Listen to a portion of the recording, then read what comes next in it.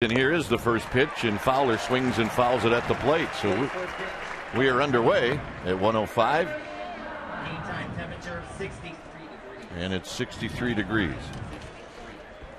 Fowler, Spilborghs, and Helton, and there's a breaking ball, and it's 0-2. Yeah, right away establish that big breaking ball right down around the knees where it needs to be.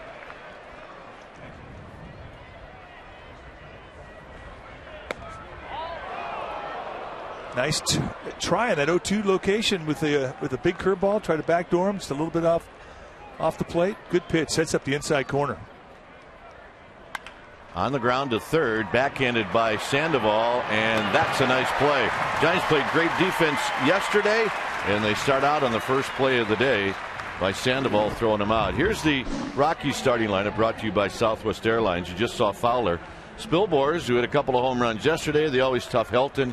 Atkins, the cleanup hitter, then it's Hop, Tulowitzki, Ionetta behind the dish, Barmes, and Hammel.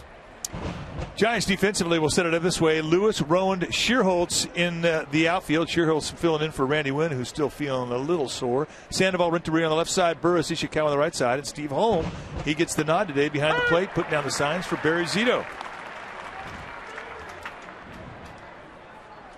Spilborghs with 3 home runs, 2 hit yesterday, and he thinks the next pitch down low. He's 3 for 12 lifetime against Zito, and those are Zito's numbers. Still looking for his first win. Really has pitched well of late. And when he pitches well, you're going to see a fastball that he can sink and cut. Mostly cut. He'll like to wear out that inside location around the hands of the right-handed hitters. Big, slow curveball you can back off speeds with. He has a slider and a changeup. He'll throw anything at any time. And Spilborghs fouls it. And when you throw strikes and you get this kind of defense to the backhand very quickly, has to get planted on the back foot to shoot down the speedy Dexter Fowler. Nicely done by Pablo Sandoval. Can't do any better than that. He knew he had to set his feet quickly. That was the key. The home plate umpire is someone that we've just seen in this series, Casey Moser, so we haven't seen him behind the plate. And he gets to call that big breaking ball from Zito. That's not an easy thing to do when you see it for the first time. Full count to Ryan Spilborghs.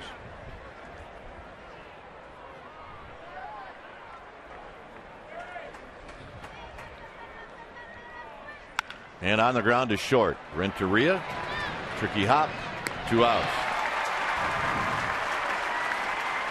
Let's take a look at our Chevron unsurpassed performance. We're talking about Ryan Spilborghs. Well, yesterday, first at bat, leads off the game with a home run to left field off of Matt Cain, and then later on gets a hanging breaking ball and takes on center field and spanks it right over the wall. His 4th career 2-home run game. He went 3 for 4, a walk, a couple stolen bags. It's our Chevron unsurpassed performance. Helton on the first pitch singles into center field. Helton's been swinging the bat well lately. Had a couple of hits in the game yesterday. Up there looking for one thing. Gets a little fastball right out over the plate. I mean, the challenge fastball, that's the one pitch as a pitcher you'll bite off the most strike zone with. There's your challenge, and he was sitting there waiting for it.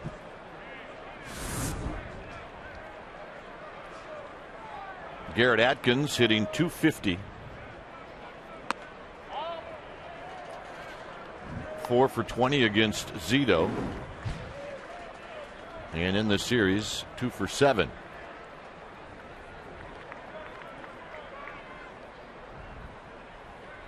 Swing and a miss. 1 ball and 1 strike. Good changeup. So effective in a fastball count. Check out the PG&E hats. Oh, yeah. It's PG&E Solar Day today. Did it all look like they got hit by lightning? Yeah. There's a strike, and it's 1 and 2. Either that or Dr. Frankenstein just got through working on him. Yep. Watch the ones with the hats. I'll be a little bit smarter today. Yeah, that's the way it works. Down low to Atkins, 2 and 2. That's the case. We need to order some before the second inning.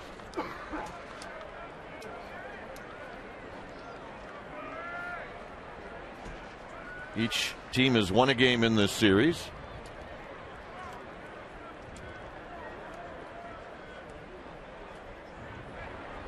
And that's fouled at the plate. It stays 2-2. Rockies have won 2 of their last 3. They're 5-8 on the road. They find themselves with a record of 9-13. They will head to San Diego after the ball game just for a 2-game series. The pitch to Adkins is just inside, 3-2. He is just missing that little go-to fastball that he cuts in the inside corner with 2 strikes to righties. But the point is about this pitch, either make it perfect or make it inside off the plate. It's kind of like the guy who bunts down the line, make it perfect or make it foul. You don't want to miss out over the plate. Helton goes, swinging a ground ball up the middle. Renteria has it, and he will throw on to first, and that ends the inning. Zito with 3 ground balls, and now the Giants are coming up.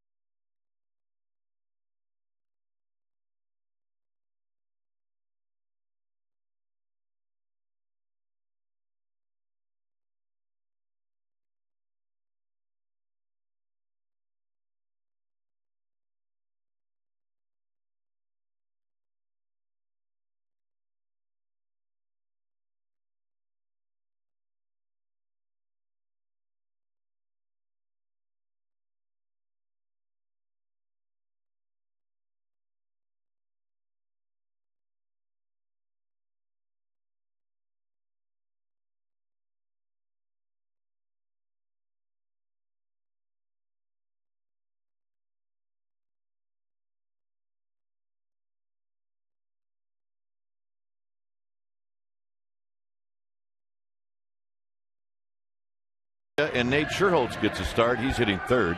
Sandoval will be the cleanup hitter, and he's 11 for his last 22. Rowan, Ishikawa, and the bottom 3 will be Burris, Holm, and Zito. Let's take a look at the Rockies defensively. It'll be Spielborgs, Fowler, and Hopp. That's your outfield. Tulowitzki and Atkins on the left side. Barmas and Helton on the right side. Chris Iannetta will do the catching. He'll put the fingers down for Jason Hammel, the big, tall right-hander, 6'6", 220-pounder. Out of Port Orchard, Washington, 26-year-old. And Lewis takes a fastball up high. Hammel, a 2-year veteran. Let's take a look at his numbers. This will be his second start because he's kind of filling in for an injured Rocky. Is 5.59 ERA. You're looking at a 4-pitch guy. Look out. Ooh. Fastball, curveball, slider, changeup guy. And he likes to work the outside part of the plate. That one whistled right into the seats.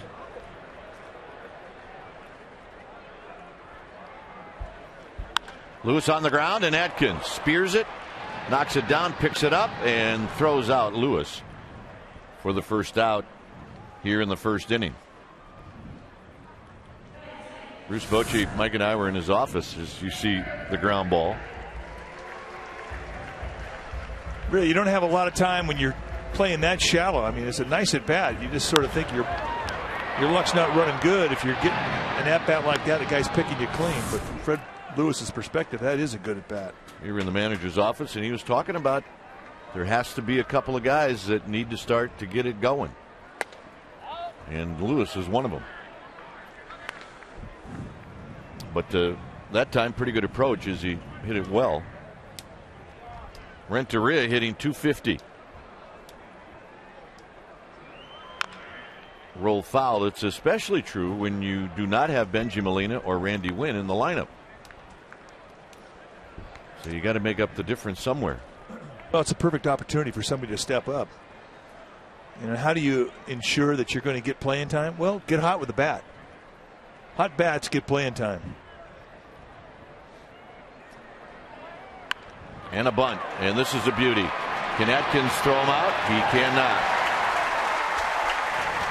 It's the first time we've seen Renteria do that, and he picked his spot with Atkins playing fairly deep. Well, one thing you said about a week ago about putting down a bunt, and the key is showing late. And look at how late he shows. And then you can see the jump from Garrett Adkins, the third baseman for the Rockies. I mean, he just didn't have time to react. And I mean, that's an art form in itself, Kipe. How hard is that to learn? Well, I mean, you do have to practice it, and Renteria obviously has been in this game a long time. You know, the guy that is really, really good at it is Pablo Sandoval.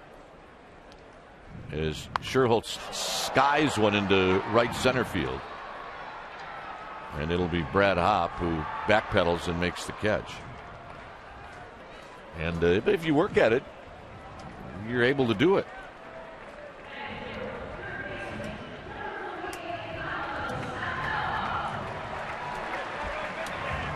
Sandoval hit one over Levi's landing yesterday.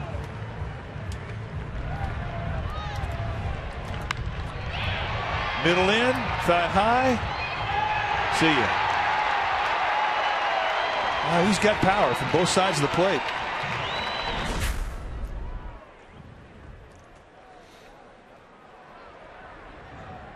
Quick toss, and Renteria is back.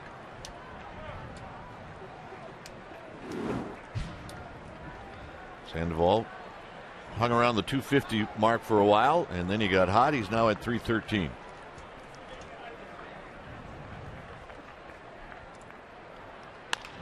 Up the middle.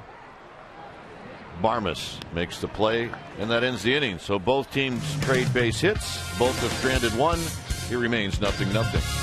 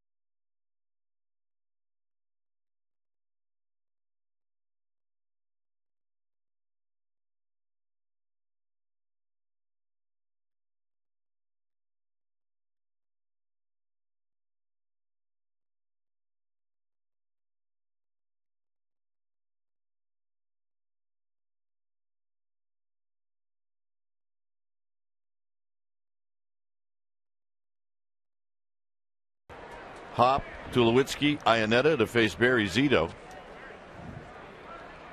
And a breaking ball to Brad Hopp, and that's a strike. You know, when Barry Bonds was here last week, he talked about Manny Ramirez's swing and how he gets his front foot down. You know, watch a high leg lift here with Brad Hopp, and watch how he gets it down as he gets set for the swing. If you notice pitching and hitting, there's two similarities in both exercises, in that when that front foot goes down, your hand had better be, or in the case of a hitter, your hands had better be up in the throw position, throwing the bat head to the ball, or in the case of a pitcher, obviously throwing the ball. But those two things are very much joined at the hip, pitcher and catcher. A 3-pitch strikeout. Nice slider. Well, when the Giants come back home, The New York Mets will be in town the 14th, 15th, 16th, 17th. A couple of 7:15 starts. The 16th is a Saturday. That's a 1:10. And then the 17th is a 5:05. Now, there are good seats available for all four of those games. Go to sfgiants.com or call 877-4-SFG-TICKS. As here's Tulowitzki. And only because it's close to my heart, that Saturday game is the annual Junior Giants Glove Drive presented by Bank of America. So bring an old glove or donate $10 when you get here, and you're going to get a Lincecum pin. Lewis makes the catch. All right, let's check in with Amy G. Amy? Hi, Dwayne. As you guys mentioned, Steve Holm got the nod at catcher today, and I asked him about his first start of the season. He said he was really relaxed. He spent time going over the scouting report with Barry Zito today, and he's caught for Barry 5 or 6 times. I said, how does the weather play a part in your role? He said the best position to play in wet weather is pitcher or catcher. You're really taken care of by this grounds crew, guys. Yeah, good point. Here's Iannetta. Fastball to Iannetta is high. 1 ball and no strikes. Iannetta, unusual numbers. He's got 4 home runs. He's got 6 RBIs. And he's off to a slow start average-wise as he pops this one back and out of play. He's got a lot of power, and he's a very good catcher. Oh, he's strong. He's one of those guys we've seen get out on his front foot, completely lose any throw from his backside whatsoever, and still out there on the front foot have enough strength in his hands to hit a ball out of the ballpark. He's that strong. 1-2.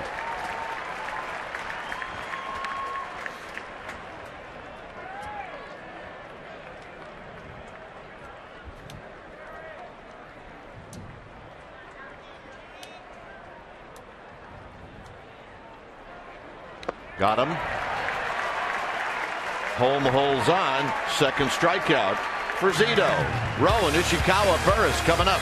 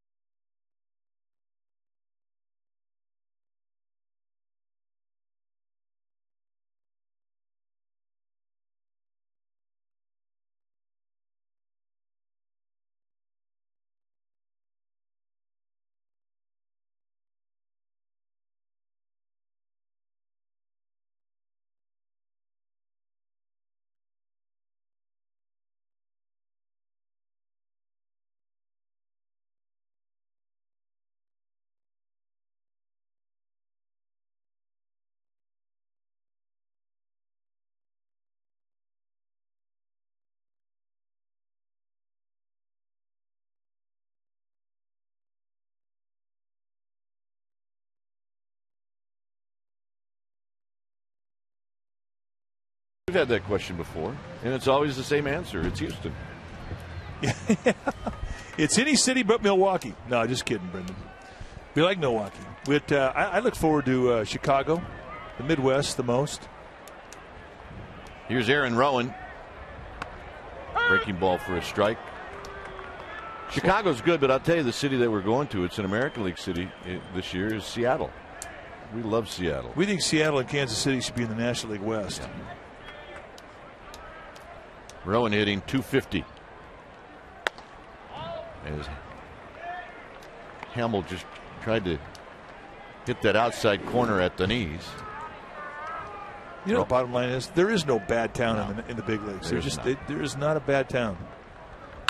Rowan breaks his bat and hits one on the ground to Tulowitzki, and Rowan's retired.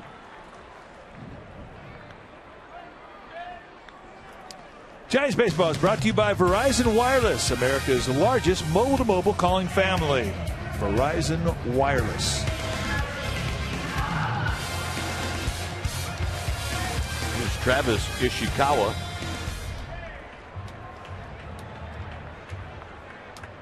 .236, 9 runs batted in. And he a little tardy on that first pitch. No balls and 1 strike. That's a pretty hard breaking ball. That's up around 90 mile an hour. Hard slider.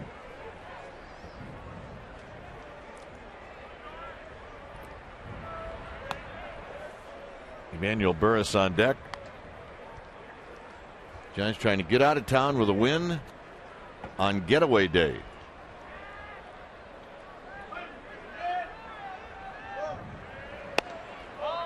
Two balls and 1 strike.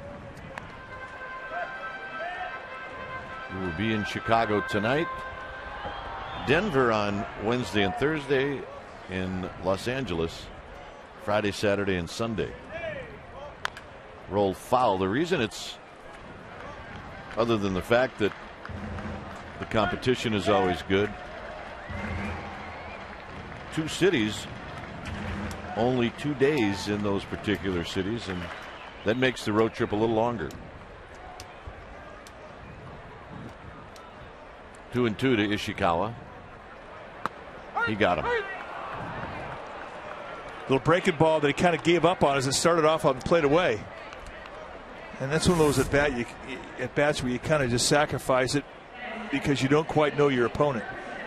And Hammel saves the slider till late in the count, drops it on the backside, and Ishikawa pays the ultimate price. Emmanuel Burris, 2 for 2 and a walk yesterday, with Steve Holm to follow. Nothing here in the second. Very nice Sunday afternoon crowd here at the ballpark. And Burris a half swing, 1 ball and 1 strike. No, he's not going to like that swing. But when you see a guy break down his swing in the middle of a swing, because all of a sudden he gets movement that he doesn't expect, that tells you a guy's got good stuff. And Burris slaps it to left, and that's what he needs to do.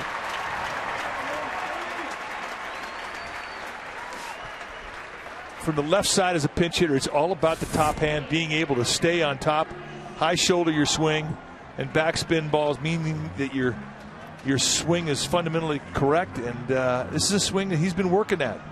Notice the lower body is being used. A lot of times he'll plant that front foot and he'll slap at the ball, but that had good backside throw to it, and a nice little drive on the back leg, a little power to it.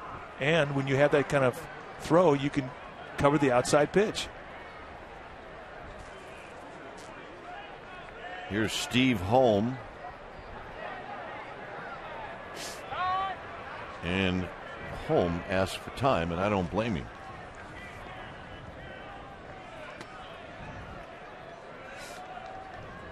Talked to Steve Holm and said, well, how do you stay sharp when you're not playing frequently? He says, well, you get simple. Number one, when I get in the batter's box, I have to look for one thing. I have to look fastball. I don't really have the ability to identify a clear-cut strike zone because I haven't had the number of at-bats in succession that you need to develop that strike zone. So I sit on a fastball, and I sit on it until I absolutely have to get off it. Adjust with 2 strikes. Right now, he's sitting gas. Burris goes. It's a pitch out, and Burris is out at second base. Rockies guessed right. We will head to the third. It's 0-0.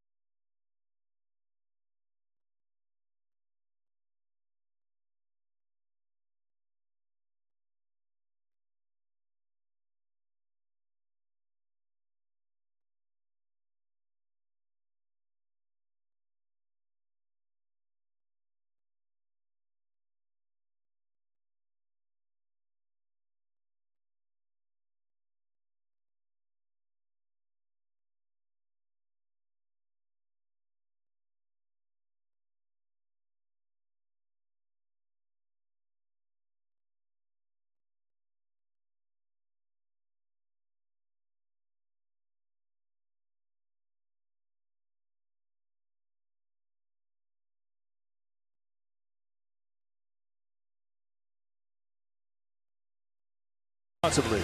Corona. 0-0 as Clint Barmas will lead things off for the Rockies against Barry Zito. Barmas has some unusual numbers against Zito. He's 2 for 11, but both hits home runs.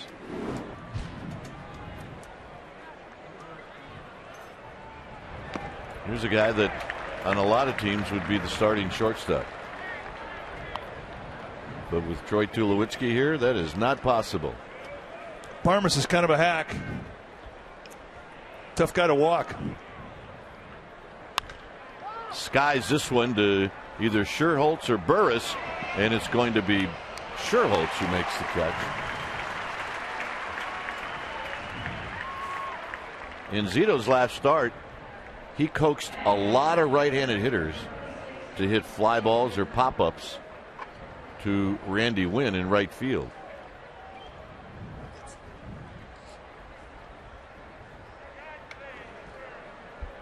Here's Jason Hammel. Hammel is 0 for 2 on the season. So we got Cinco de Mayo. Where are we going to be? We're going to be in Chicago on Tuesday. Cinco de Mayo. Or do you know what we used to call it when I was in college? Cinco de Drinko. Well, we'll be in Chicago. And also, Mike, we'll be in Denver as well. It's true. Like Josh Hammel, the pitcher, kind of called strike 3 himself. Yeah, he had the lean going, didn't he? He did. Sometimes as an umpire, you got to pay close attention to that.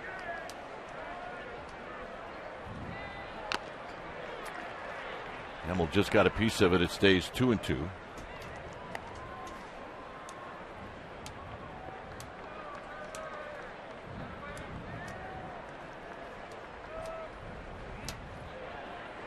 And he got him swinging.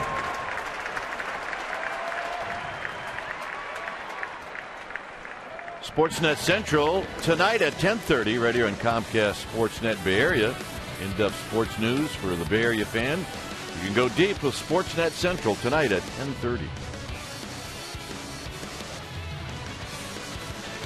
Fowler bounced out to Sandoval, who made a nice play to start out the ball game.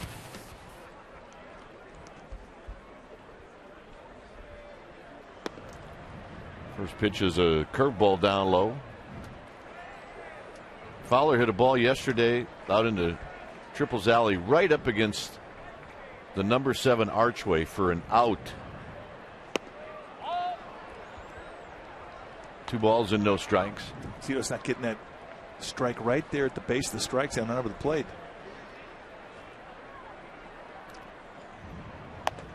3-0. Yeah, it's time to take a little walk.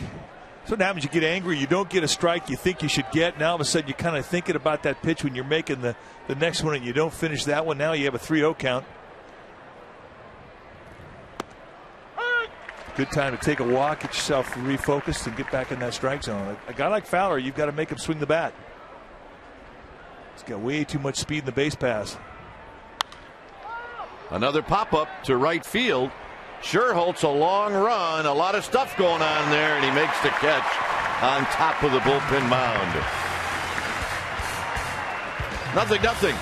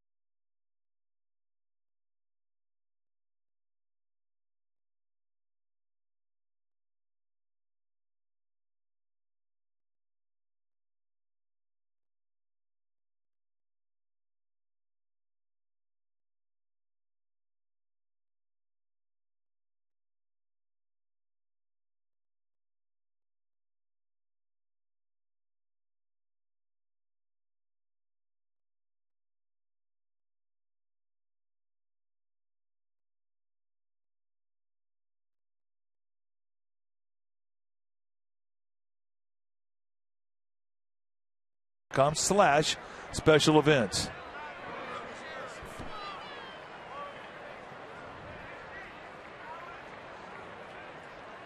Here's Steve Holm. Holm was at the plate when Emmanuel Burris was thrown out trying to steal.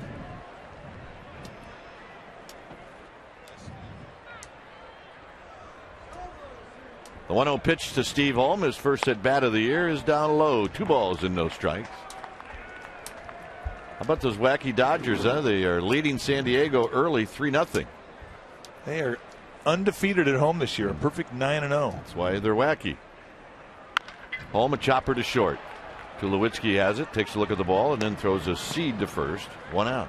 It's great. We were talking about the hot Dodgers and what they've done at home this year, being 9-0. And Aaron Rowan says, "Well, I hope they're undefeated when we get there, and we can spank them." It was great.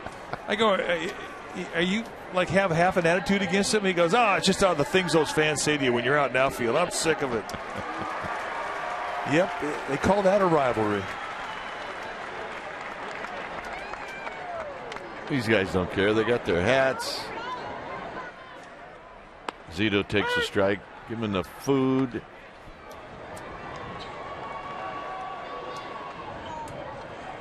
Visit to the dugout store.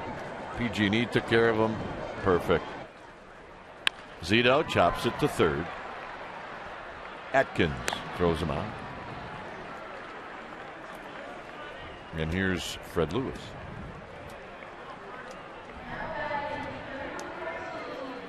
Fred Lewis hit a ball very sharply to the left of Atkins, who knocked it down and threw him out.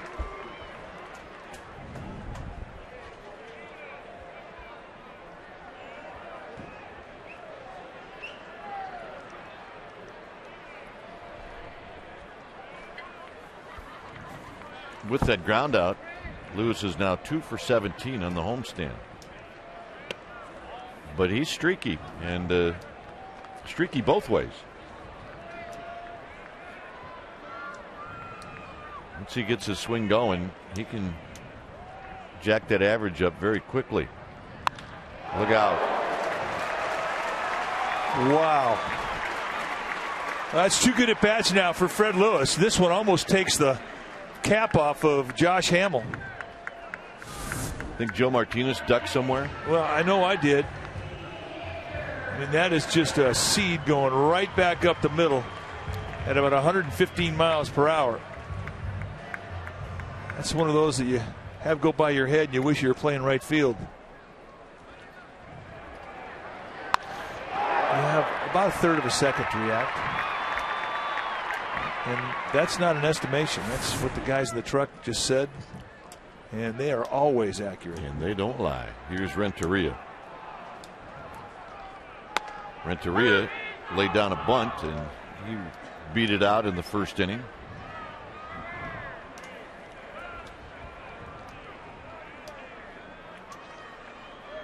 So Lewis, a 2-out single.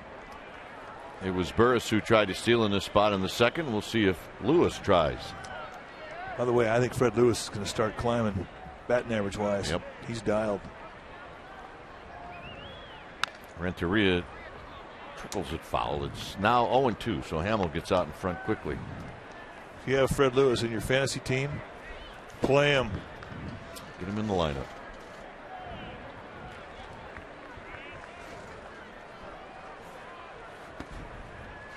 Oh, 2 to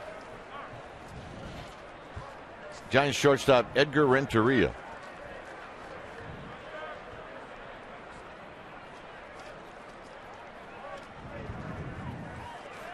Renteria kind of waited on that breaking ball and realized that it was going to be a strike, and he rolls out to second, and that ends the inning. Through 3 innings, it's 0-0.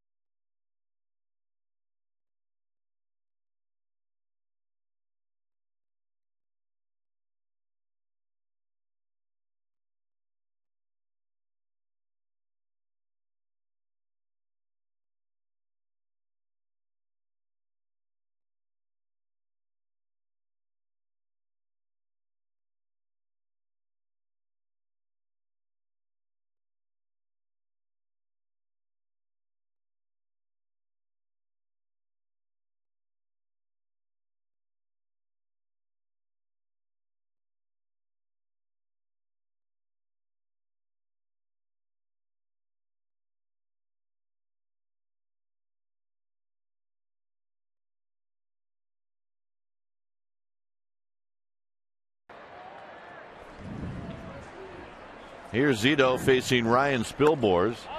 0-0. Spilborz bounced out to Renteria. He did that in the first inning. Breaking ball for a strike.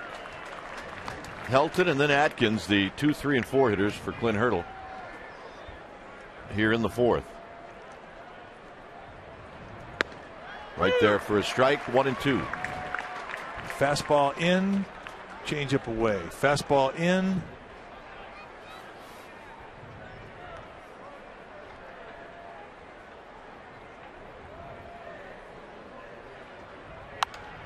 To right field. Sherholtz coming in, still coming in, and he makes the catch. It looked like that ball was starting to come out, and at the last second, he jerked it back in his glove. Well, what do you say we make that our defining moment, brought to you by Fry's Electronics, and why not? This is an outstanding catch, and one that got progressively more difficult as the play developed.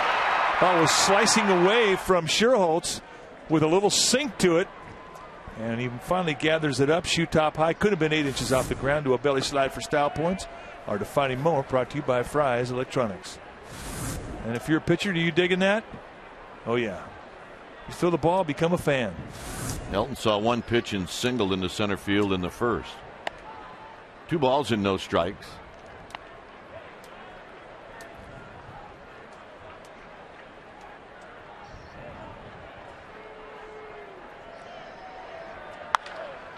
Into left center field, Rowan starting to circle underneath it. He's there. 2 out. Time for our Firestone leaderboard. Active batting average leaders versus the Giants. A minimum of 150 plate appearances. Well, Todd Helton would be on top of the heap, hitting a smooth .332. Andre Ethier, Orlando Hudson, Gary Sheffield, Matt Kemp all are also hard on the Giants. But Todd Helton, he's been especially tough. Atkins bounced out to Renteria.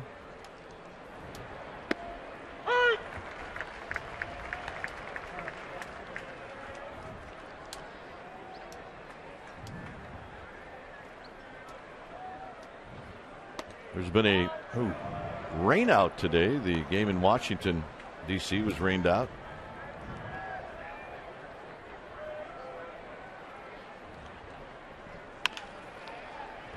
Sandoval cuts it off. Off balance throw, not a problem. Yankees also rained out. So are the Phillies. 0-0. Sherholtz to lead it off. He's a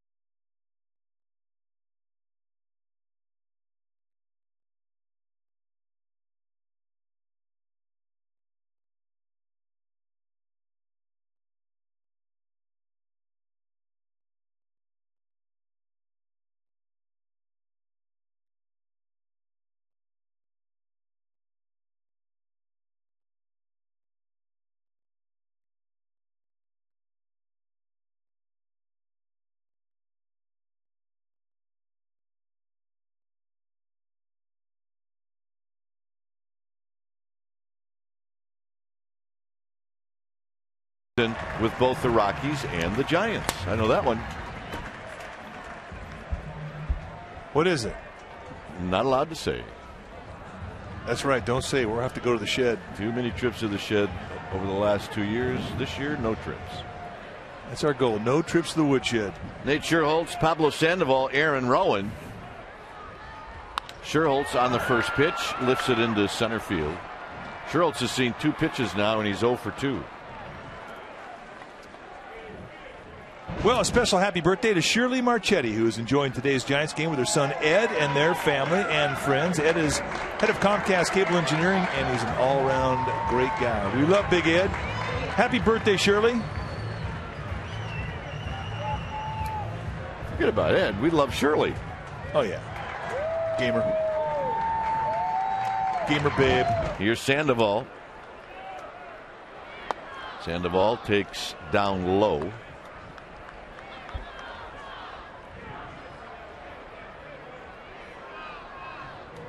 Sandoval bounced out to second. He's 0 for 1. Swing and a miss. 1 ball and 1 strike.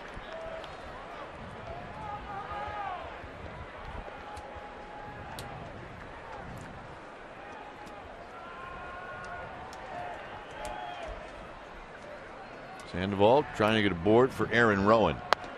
2 balls and a strike.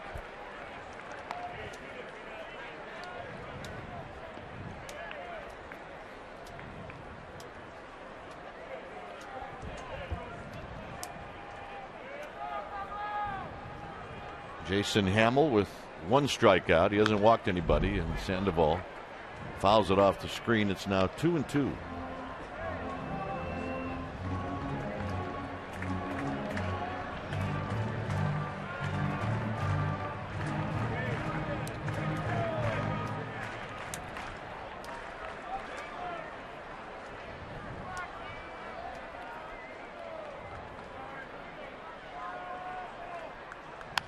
Out of play, a tomahawk shot into the club level, and it had a guy up there trying to run away from it, and the ball kept following him. Heat seeker.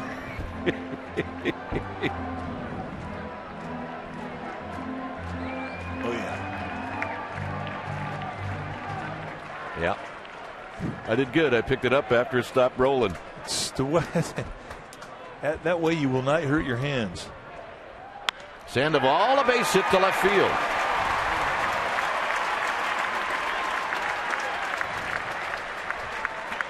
Well, join us tomorrow, and we will be televising our game from Wrigley Field. Pre-game starts at 4:30. Tomorrow, the game time starts at 5 o'clock. The Giants take on the Cubs. Alfonso Soriano going to be leading that Cub attack. 135 games this season on Comcast Sportsnet Bay Area, and tomorrow just to be another one of those. Check us out. 4:30 pregame on Comcast Sportsnet Bay Area. Those guys will be there. Here's Rowan. Rowan swings and misses at a breaking ball, and it's no balls and 1 strike.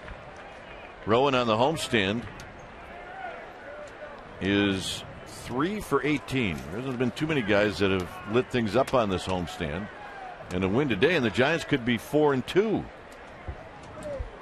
And they could win their 4th or 5th series in a row.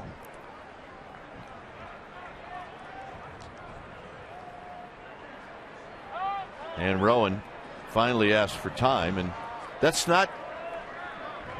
If a pitcher's going to wait that long, a hitter is going to ask at the last second. When you try to freeze that runner at first, you end up freezing the hitter.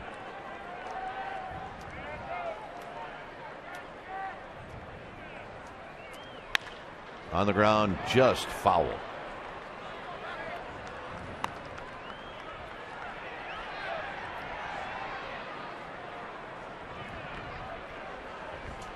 0-2.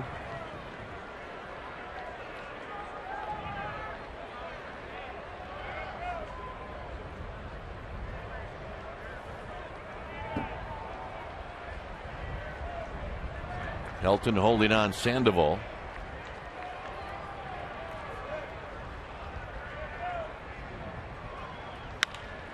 On the ground, Tulowitzki. Nice play, and Barmas turns it to end the inning. 6-4-3. We will head to the 5th. It's 0-0.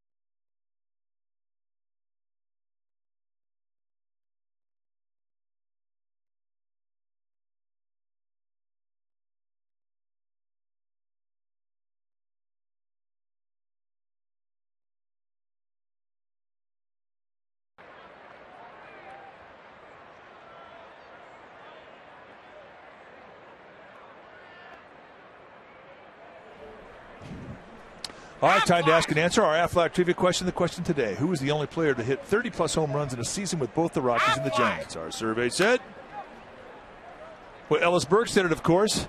For the Rockies, he hit 40 in 96, 32 in 97, and here, as a Giant in 1999, spanked 31 big flies, and he was a good Giant. Indeed he was. 0-1 to Hop. Curveball, 0-2 to Hop. Good hook.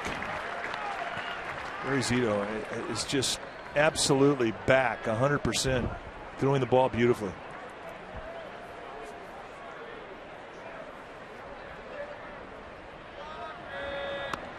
Outside, 1 ball and 2 strikes. Tulowitzki and then Iannetta. Zito with 3 strikeouts. He's only allowed 1 hit, and he hasn't walked anybody. Very close, 2-2. Milwaukee ended up beating Arizona this afternoon 4-3. See the run support. On the ground, Burris from the outfield grass. 1 out. Randy Johnson with just about a little bit over 2 runs a game.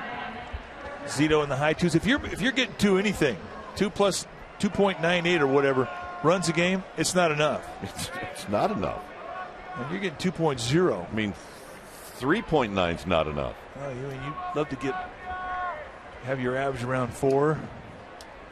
It's when you get wins. It's tough to get wins when you're only getting 2 runs a game. Tulowitzki hit a fly ball to left field in the second. Takes the first pitch high.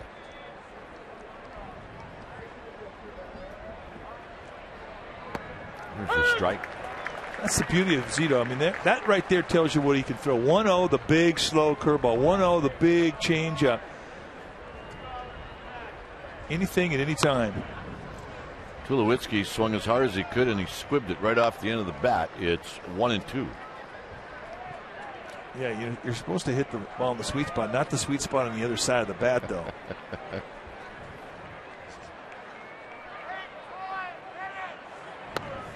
Just inside, 2-2.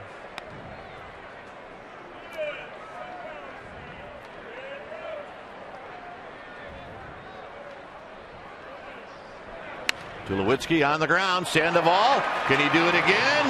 Got him.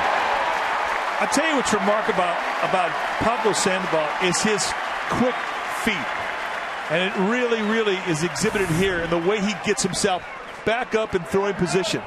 You better be strong-legged to hop up and get yourself into a position to rifle to throw across the infield. And Tulowitzki is a runner that'll put pressure on a play. But you watch Sandoval make a play like this, and you think he's been a third baseman his whole life. And look at the reaction from Barry Zito. That type of play pumps you up. Here's Iannetta. I mean, think about it. It's not just a base hit, it's a double. Yeah. Runner in scoring position, 1 out, here you go.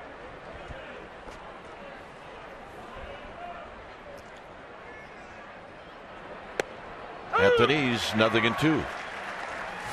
Another look at the defensive brilliance of Pablo Sandoval. You're going to say he's a converted catcher playing third base. Well, you can shed that. Just say he's a third baseman. Iannetta started to jump at that one, but took it 1-2.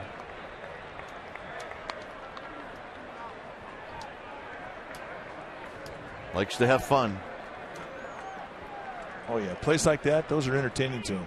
Loves them. High to Iannetta. It's 2-2.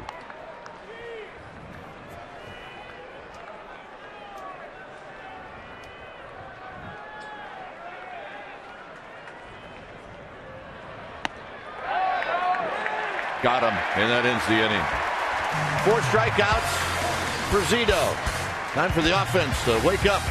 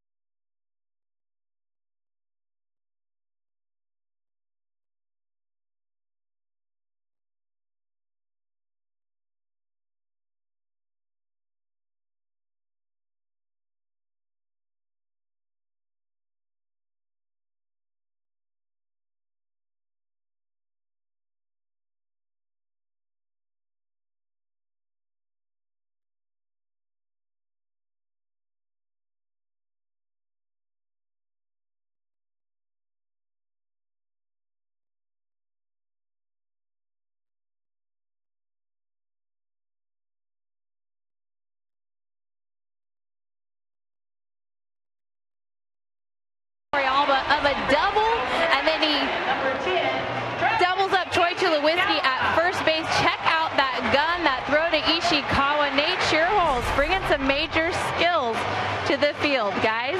It was a terrific play yesterday, and at that point it was a very tight ball game. Defense yesterday and today have been terrific. Here's Ishikawa. Ishikawa saw that pitch and was called out looking in the second. It's the only strikeout for Jason Hammel. Giants have had a hit every inning, but no more than one. Very close, 1 ball and 1 strike.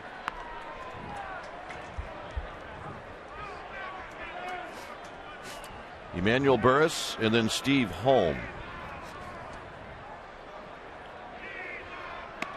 In tight, 2 balls and 1 strike. Yeah, he's not missing by a bunch. I always tell what type of a release a guy has during the course of a ball game by where he misses. And Hammel has been in command of the ball all day long, and when he misses, it's not very far from the intended target. 3 balls and 1 strike. Ishikawa had a couple of hits on Friday night and was shut out yesterday, going 0 for 3. So if this is a fastball, Ishikawa is going to crank it. And he gets jammed and he rolls it to second. Yeah, I don't think you would label that a crank, but he's going to be upset about that one. He worked the count in his favor, had a 3-1 count, definitely to his advantage. And when you get jammed on a pitch like that, that's a mumble or two back to the dugout. Here's Emmanuel Burris, who slapped a single to left field in the second.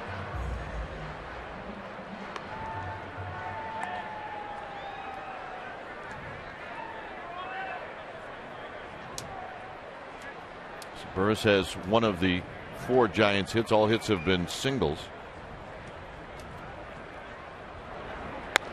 And here he looks at a strike. He's done a good job of getting that curveball over Steele. A lot of strike ones with that pitch.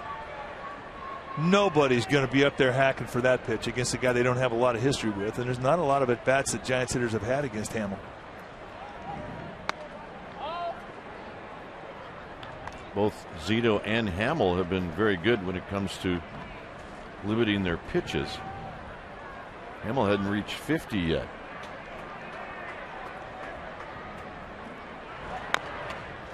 Off his foot, and it's 1-2.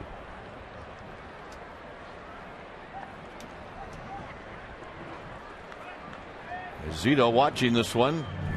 It's well. Only allowed 1 hit, and that was a single to Todd Helton in the first inning.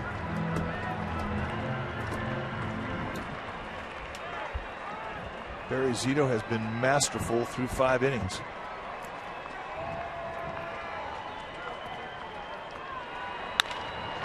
And Hammel spears it. As Burris tried to slap it by him. Nice play, 2 outs. Here's Holm. We got ourselves a duel. We do.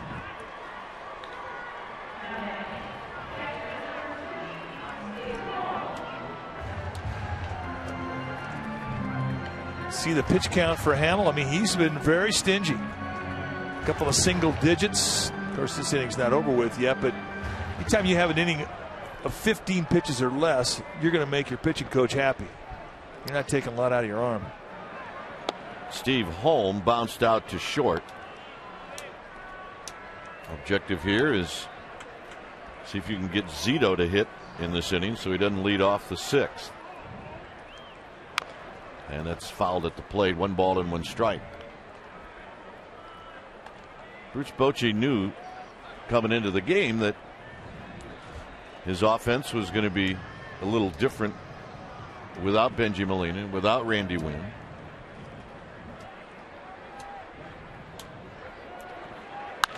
There's that base hit to right field. Nice swing by Steve Holm. Well, number one, it gets a base hit, gets his average going. I mean, for a guy who's been looking for ABs, that's a nice AB. But it also allows Barry Zito a chance to get up this inning. Fastball away. He's sitting on a fastball, stays inside it beautifully. Good. Watch the top hand through the swing. Just slap that thing right through the right field side. I mean, what a great at bat for a guy who's not had a lot of ABs. He'll take that one and many more like it. Zito bounced out to third. He did that in the third.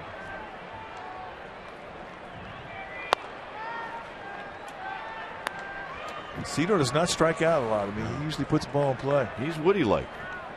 Very, very much like Kirk Woody Reader, only with lots more power.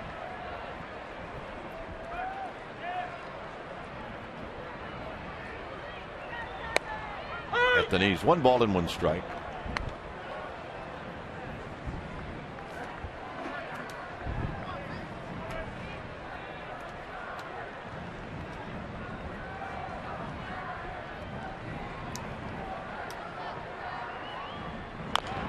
Out in front of the plate. Side retired. Lewis will lead off the 6th. For the Giants, Barmas will lead off for the Rockies.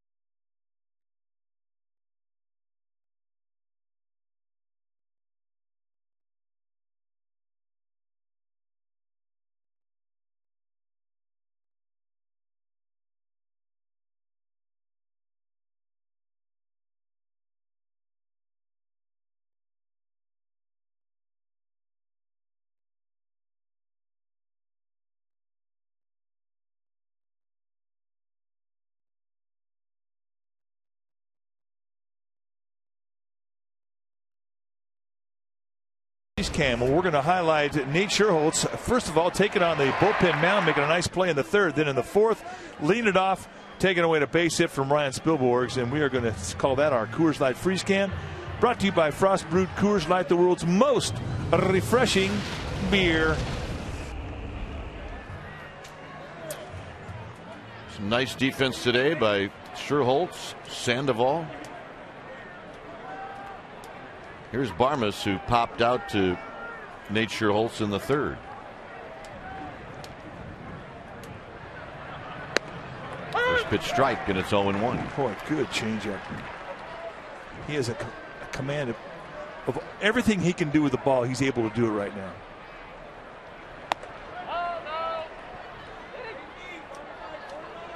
No swing. 1 ball and 1 strike. The pitcher Hammel, and then Dexter Fowler here in the 6th inning. On an overcast afternoon at AT&T Park, as that's off the backstop 1-2. We'll be in Chicago tonight. Mikey and I are going to hit the streets. We'll be tweeting all night long. Yeah, that's right. I'll let you know how many pillows I'm using in my bed. Low and in to Barnes, 2-2. Well, 2 whirlwind days in the city of Chicago. A night game tomorrow night, a day game on Tuesday, then it's on to Colorado. Ishikawa will give chase, and that is going to fall.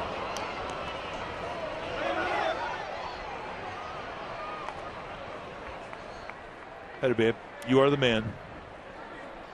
Not for long. Handed it off. Oh, that's a good handoff. That's a good dad. Yeah, I got one of these. Do you? Nope, I didn't think so. Her PG&E hat today. Pretty psyched up. here at the yard.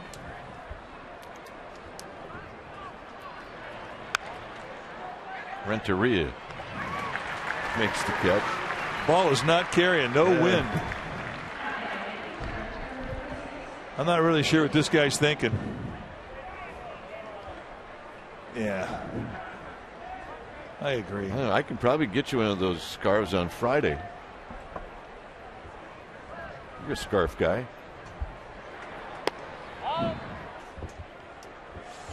I am. I like the scarves.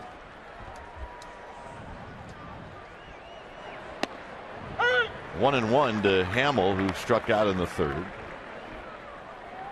This guy wears it. He has totally got the right idea.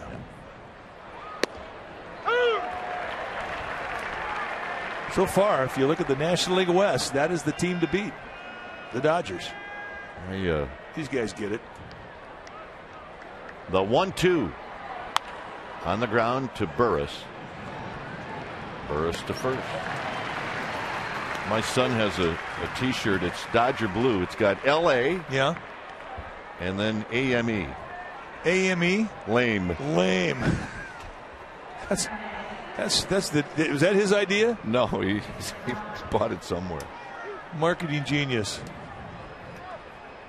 But if you just look at it, you think it's a Dodger shirt. It's got the LA logo. I like it. Here's Dexter Fowler.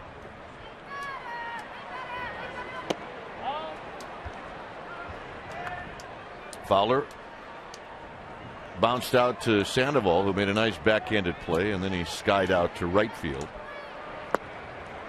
And now he's ahead on the count 2-0. Mike was right. The last time Fowler was up, you can't walk him because it's like walking a double. He's got 9 stolen bases. And it's 3-0. Well, and the other thing, too, is you can't just goose one up there because he's got some pop. I mean, the guys that can steal a bag that have power, Soriano, Ricky Henderson, those guys are scary.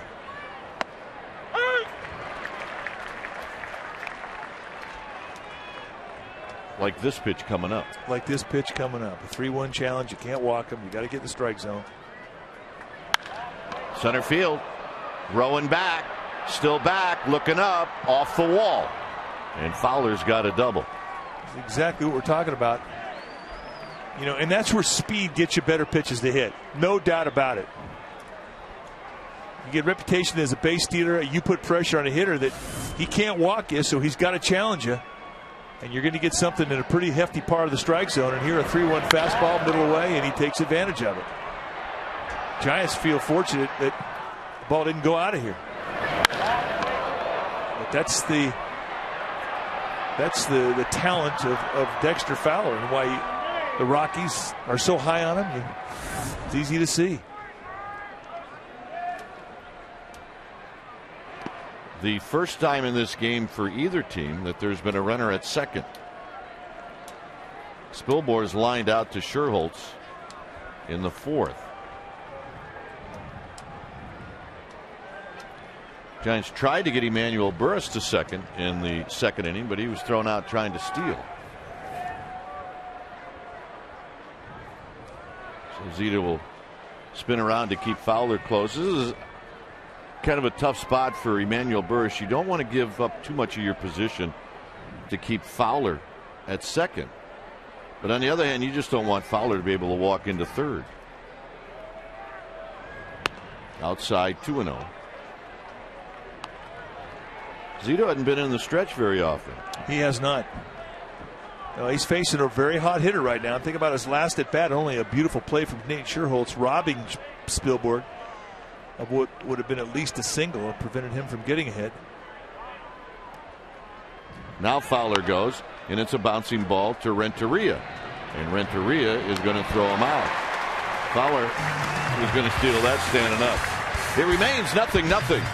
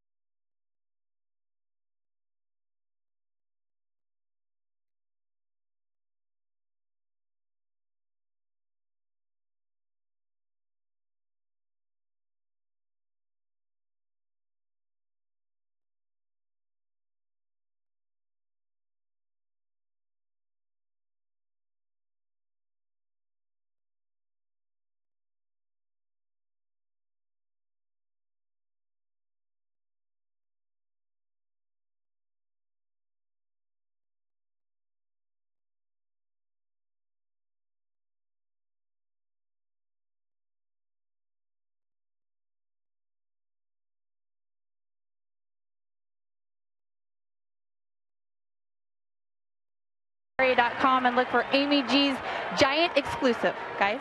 All right, Amy, good information.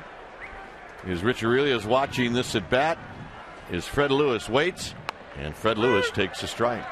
It was great to watch Dave Roberts and Rich Aurelius when they were teammates here. They would go out to dinner and they'd always have a bottle of wine, and I mean, they would research it and they'd go back in and ask questions about how to make it.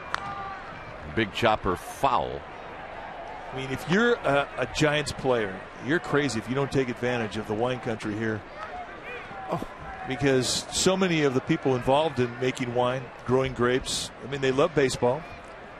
And it's easy to develop a relationship with the folks up in Napa and Sonoma and Mendocino. I mean, north and south. And east. I mean, it's all over. They're making great wine up in Sassoon. I mean, it's just a great region for wine. And if you're a player and you have any interest in it, easy to get involved. Talked 10 minutes today with the Giants manager about wine.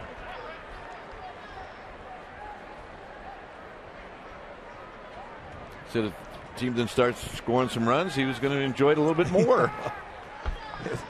It'll sort of push you towards that Cabernet. 2-2 to Lewis. Lewis lines it into right field.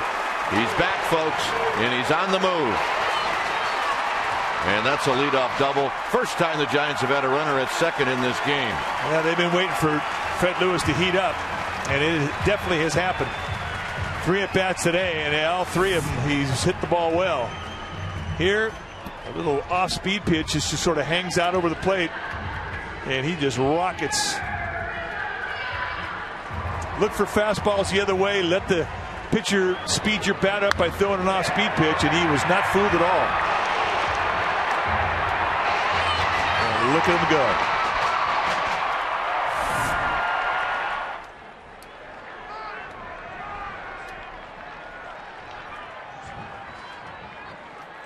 Here's Edgar Renteria. Renteria shows bunt and he takes a strike.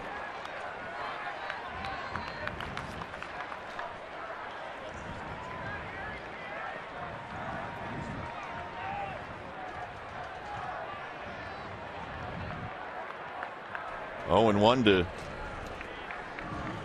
Edgar Renteria.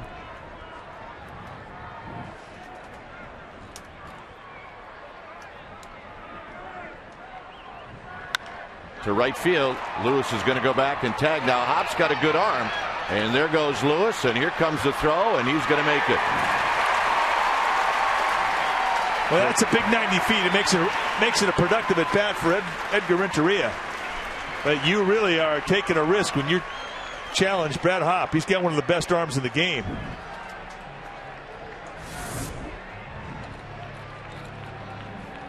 Unloads and just sort of throws a little bit wide of the bag, and just too much speed and a great jump from Fred Lewis. Watch him get back. Gone. That was an easy take. That's called something I never had. What's that? Giddy up. That's good giddy up right there.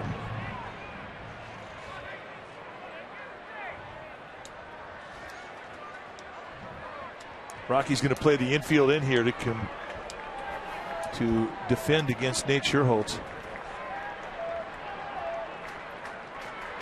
Well, ball gets away and it rolls right up the line. Well, that's a great job. Chris Iannetta, I mean, all he's trying to do is keep the ball in front of him. If you keep the ball in front of you, just block it, keep the ball in front of you, it's going to freeze the runner. Ball spits out there, but Fred Lewis has got to stop. Now, he probably could have scored. Maybe with 2 outs you risk it. Not with 1 out. Scherholtz is at 2 fly balls. He'll take that right now.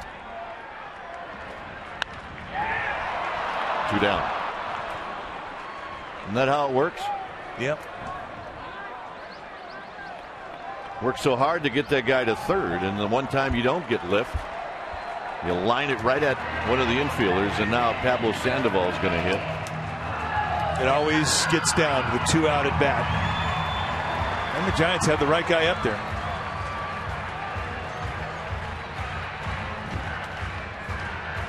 It'd be interesting to see if the Rockies would rather face Aaron Rowan. And I believe they are, because Tulowitzki's going way over into the hole.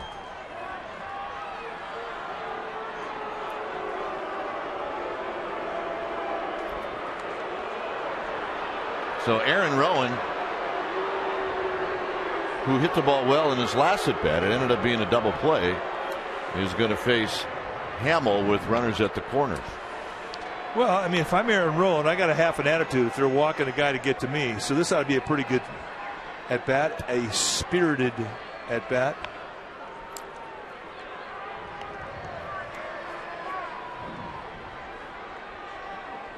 And Aaron Rowan's been swinging the bat well this whole homestand.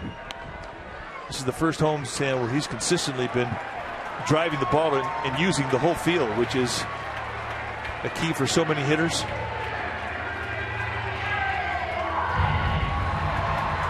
Aaron Rowan looked long and hard for a swing in spring training, just could not find it. And about 2 weeks into April, started figuring it out. He had to take some swing out. You know, he has an unusual setup, a lot of moving parts, and you know, over time you kind of will grow.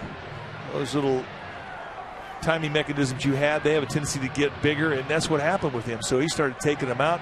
He got a little more compact, and in doing so, he finally got his trigger points in balance, and he was able to cover the outside part of the plate. Whereas you could pitch him to one side of the plate early in the year, you can't do that now. He is not one-dimensional at all. He's staying inside the ball and using the whole field, and that's what you strive to get if you're a hitter. Bob Apodaca had a word with Hammel, and now Rowan stands in. Sandoval is at first. Lewis is at third.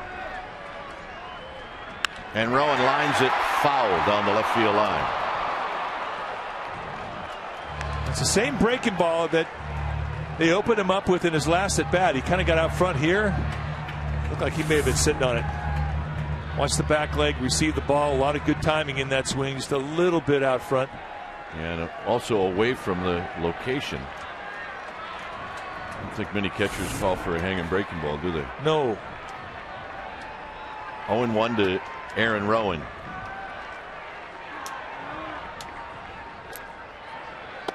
One ball and one strike. Nice take. And I think too, when the guy starts getting the ability to drive the ball and hit that ball away to the opposite side of the field, all of a sudden his takes are better. He's not swinging at balls out of the strike zone down the dirt. It all goes hand in hand. And then when that happens, you'll hear the hitter say, I'm seeing the ball better. Came in that time, 2 balls and 1 strike.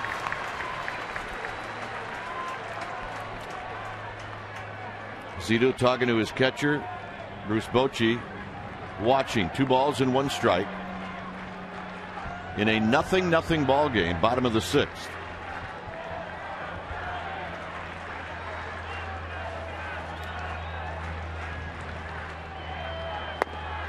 Two and 2. That was nasty. That was nasty. I mean, Hammel's got good stuff.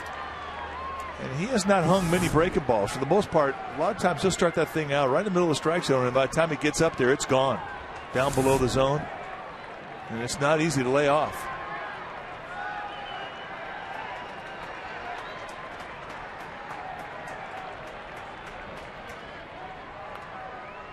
Sandoval goes in the dirt, and Sandoval will have his 2nd steal of the year.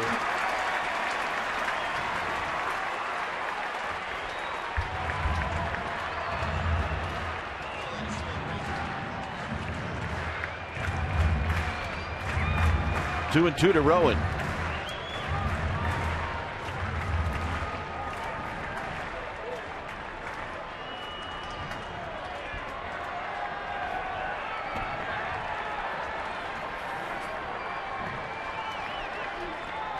Now the Giants have a pair of runners in scoring position.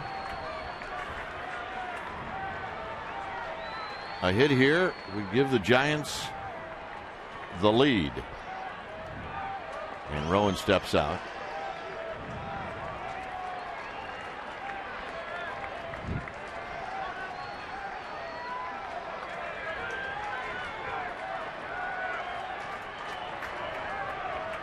Hammel ready.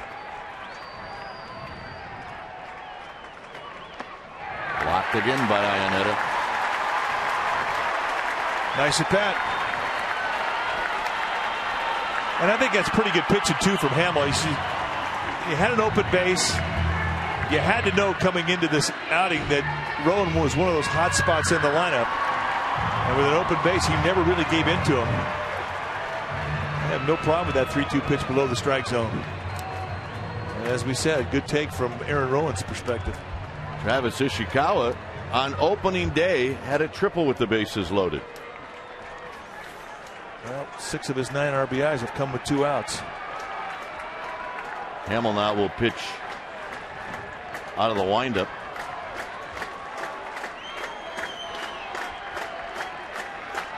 Ishikawa 0 for 2.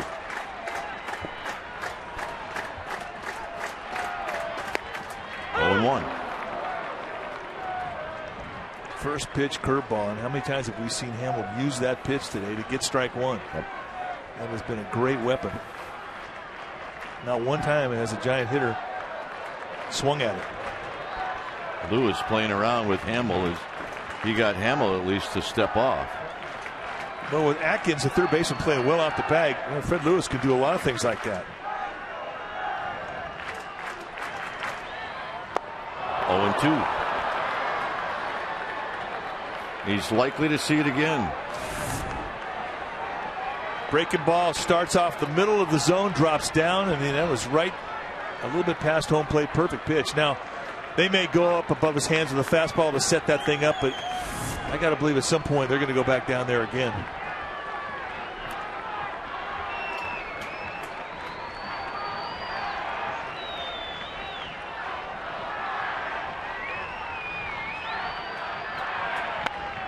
There's the high fastball. There's the high fastball. Now, I mean, you could go high fastball above his hands on the inside corner or that curveball in the dirt.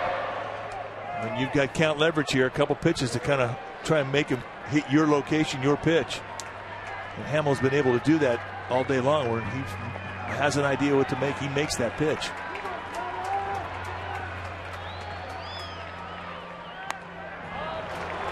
Two and two. Kind of goose that one. Boy, that's one if you're a pitching coach. You just hope that miss does not go into the strike zone. It did. Matt Bell-Lyle now starting to get loose for the Rockies.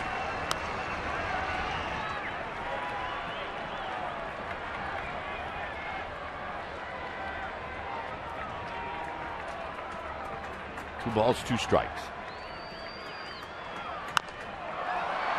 Right back to where it came from, and that ends the inning. Giants leave them loaded. We'll head to the 7th.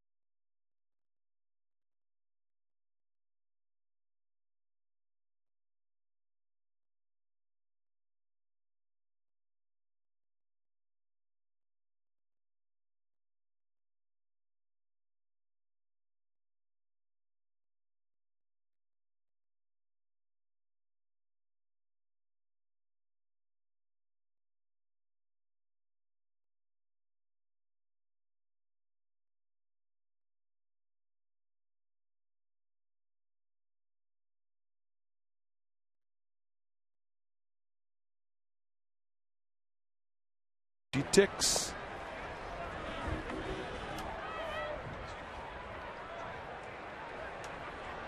Oh, and 1 to Todd Helton.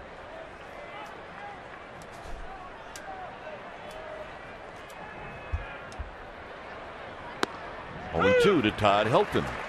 Another thing too about Zito, I mean, it's just been 0-1, 0-2. It's fun to watch a guy pitch when he's got this type of feel, this type of sight. He looks at hitters and you can just almost dissect their swings just knowing when they get in the box. Zito has it. Jump shot to first. Got him. This is the pitcher the Giants had hoped to get, and he has been fantastic. It took him a while to believe it. Had a good spring. But once the season started, put together some consistent starts. His last 2 really good starts coming into today, and he's picked up right where he left off against a tough lineup. Yes, indeed. A very spirited lineup.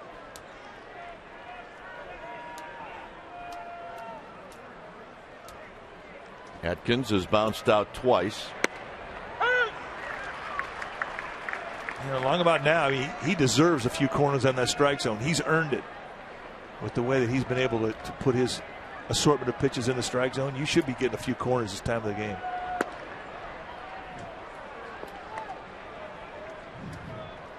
There you see the numbers he's put up in that game against the Dodgers. He had 6 zeros. The 3 runs they got off him were in the 7th inning. So 3 consecutive starts in a row. He's taken a shutout into the 7th inning.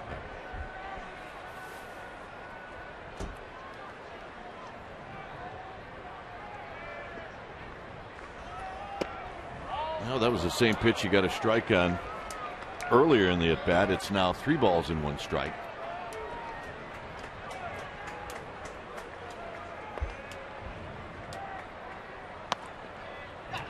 And the walk to Atkins, the first walk that Zito has issued.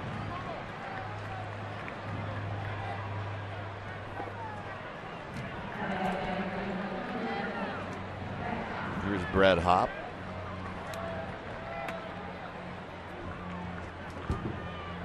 Brad Hopp is struck out and he's bounced out.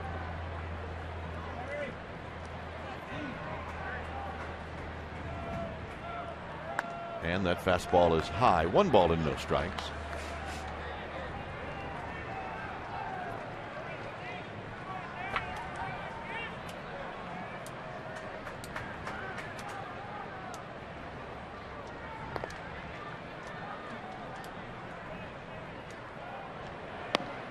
Down low, 2-0.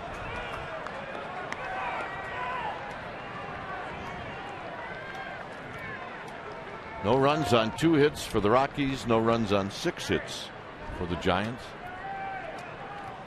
Big pitch right here. And Hopp cannot hold up. 2 balls and 1 strike. And Hopp have a little walk and word with himself. You're sitting on a 2-0 count. You do not want to check a swing. That is like the cardinal sin. If you're going to commit on a 2-0 hack, you want to have balance in it. You want to have a little power in it. The real cardinal sin is when you check your swing, break your bat, and dribble it back to the pitcher. Yeah. 2-2. Good breaking ball. A little flat slider he's got that he can run wide out. He can come back with that again off the plate away, lower it a little bit, comes there with a curveball.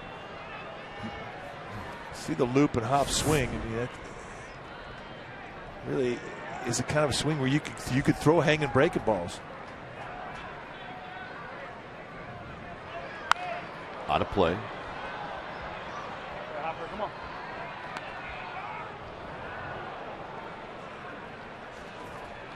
Zito 2 pitches away from 100.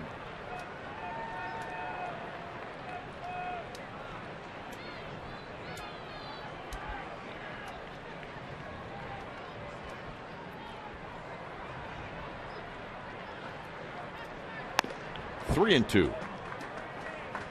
Now the question becomes, will Clint Hurdle send the runner? I'd be surprised if he didn't. Well, in a 0-0 game, you try to make something happen, so I agree with you.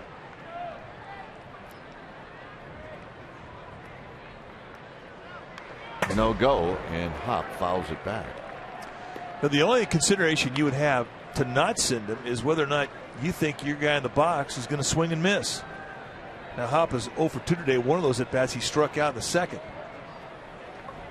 because they don't have great speed with Garrett Adkins. So if it's a swing and a miss, it in all likelihood is going to be a strike him out, throw him out. But if you're betting on contact, you send him.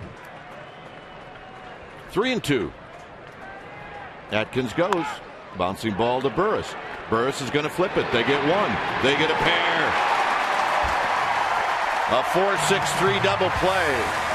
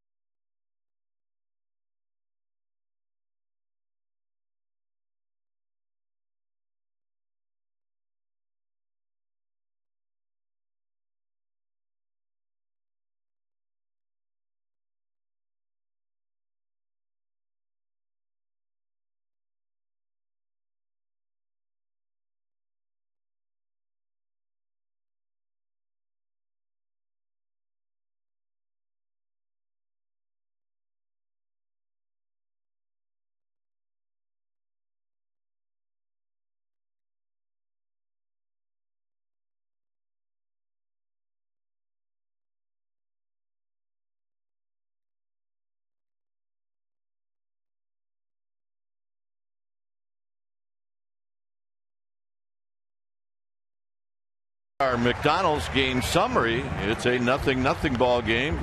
Fowler's got a double. Hammel pitched well. Lewis is 2 for 3 with the double. Zito's been outstanding, and that's our McDonald's game summary. Jason Grilli is the new pitcher for the Rockies. When it's time for a change, think Speedy Oil Change and Tune-Up. Your oil change, tune-up, and smog experts. Jason Grilli, a former draft pick of the Giants, done a nice job for Clint Hurdle. 12th time he's come into a ball game. 11 strikeouts in 8 1/3. 6 walks, though, a bit of a concern. 12 base runners in 8 1/3. You're seeing a guy who's got a fastball that'll run 88 to 94 depending on the grip, and a real good hard slider. And when he's right, you're going to see a lot of ground balls. Got lots of sink. And Emmanuel Burris will bat first against Grilli here in the 7th.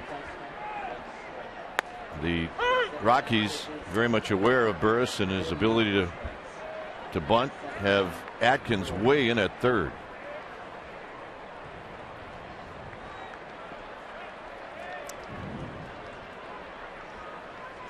Burris chases a high fastball. It's 0-2.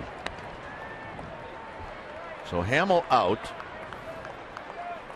Giants had one real good opportunity to score, and they came up empty off of Jason Hammel. He went 6 innings, allowed 6 hits, no runs, 2 walks, and a strikeout.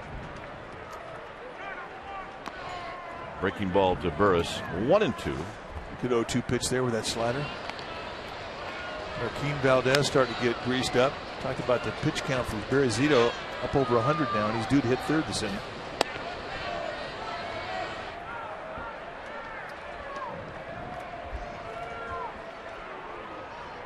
Burris, left field, base hit. Emmanuel Burris on the move, and he's got a double. So Bruce Bochy said we need a couple of guys to come alive, and today it's been Lewis and Burris. Yeah. Excellent two-strike approach, protect the zone.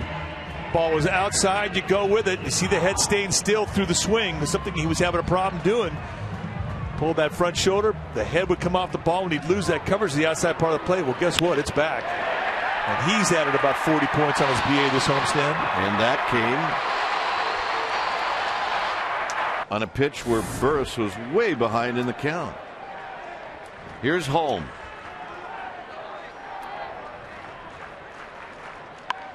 Holm bunts it. Grilly's thinking about third, and he throws it away, and Burris is going to hang on. Really made a poor decision. It would have taken an absolute perfect throw, maybe, to get him. That's got to be a sacrifice and an error on the play. Steve Holm doing a beautiful job of getting the bunt down on the third base side. And Grilly, I mean, good footwork. Everything's great here. If he throws a ball on the money, they may have a chance to get Burris. It would have been a good play, but he one-hops Adkins. Adkins then cannot come up with the ball, and the Giants catch a break.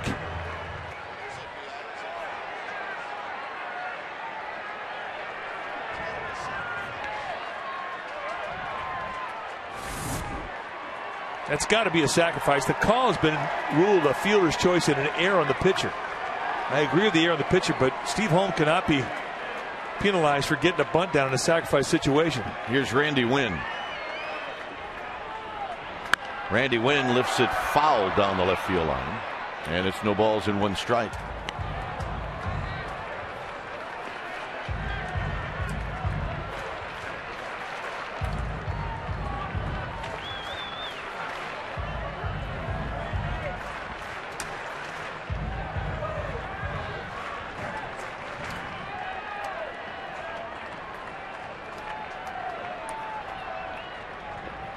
In tight, look out.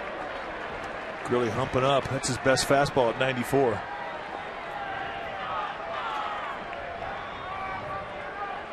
Great outing for Barry Zito. Third consecutive time he's taken a shutout in the seventh inning. Pitching beautifully. Getting a pat in the chest there from Benji Molina. High to Randy Wynn. That's better than a pat in the back.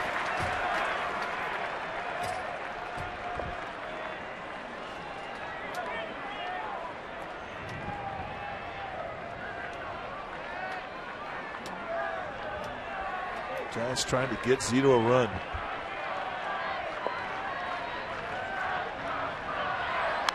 Foul back, 2-2. That's one thing that used to always pump you up as a pitcher. You come back in the dugout, and it'd be a 0-0 ball game, and your players would be saying, let's get him a run. He's pitching his tail off, get him a run. Well, that's being said right now in the Giants dugout.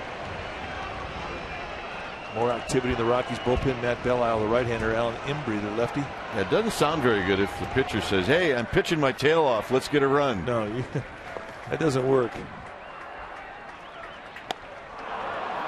Randy Wynn out swinging on the breaking ball. And Grilly pitching for the strikeout. Gets exactly what he wants. And he goes to the slider in the payoff pitch. Nice slider. Here's Fred Lewis. Well, Fred Lewis has had a good day with the bat.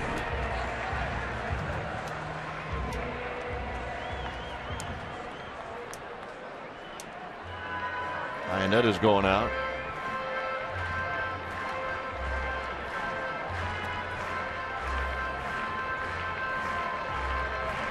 I have two sons that are ex-catchers, and it's amazing how they look at the new catcher's equipment that comes out every year. I think the masks are kind of going back to the old style. The hockey style mask is kind of getting phased out. But the chest protector, there's been lots of improvements in the chest protectors. We can have a pitching change? Here we are. When it's time for a change, think Speedy oil change and tune-up your oil change, tune-up, and smog experts. We'll be back.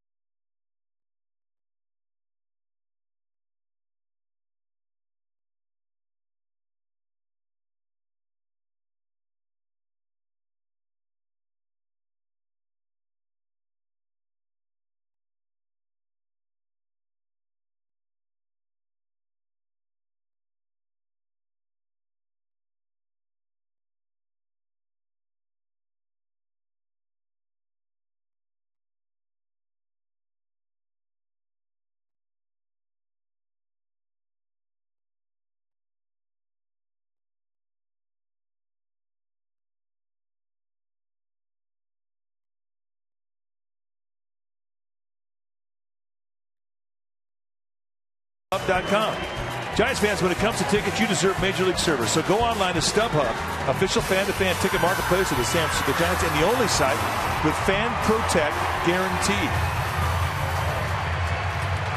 A big round of applause for Benji Molina as you see the numbers for Alan Embry this year.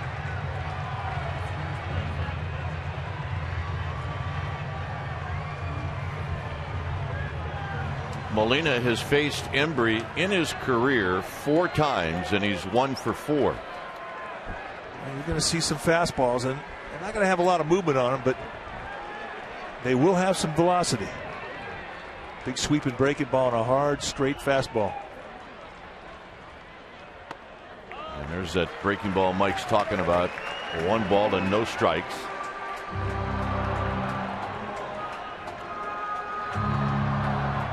You never know what inning it's going to be late where you got to play all your cards, and Bruce Bochy's doing it right here.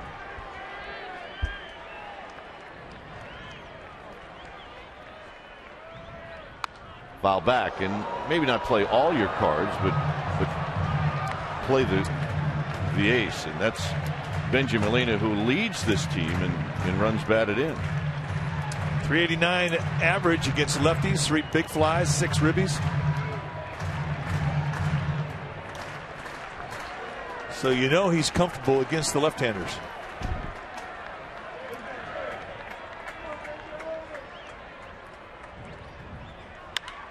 Double play ball. Adkins got him. His home buried Barmas, but Barmas hung in there. And the Giants waste a golden opportunity.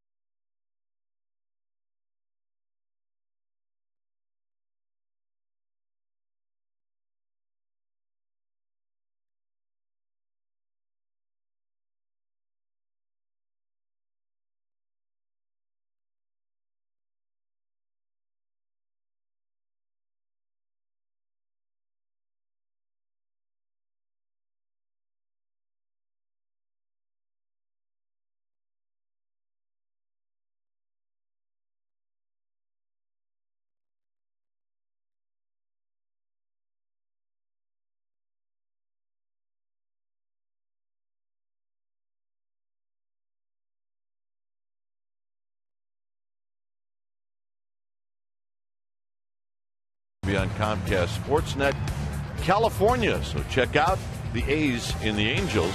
And to find the A's on Comcast Sportsnet California, go to csncalifornia.com and click on where the A's are. For Comcast customers in the Bay Area, the A's are on channel 89. You must have a digital cable box.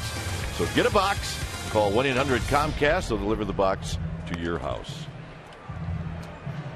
Randy Wynn is in left field. And Marquín Valdez is the new pitcher. Well, Marquín Valdez does not lack for stuff. Just 5 appearances so far this year.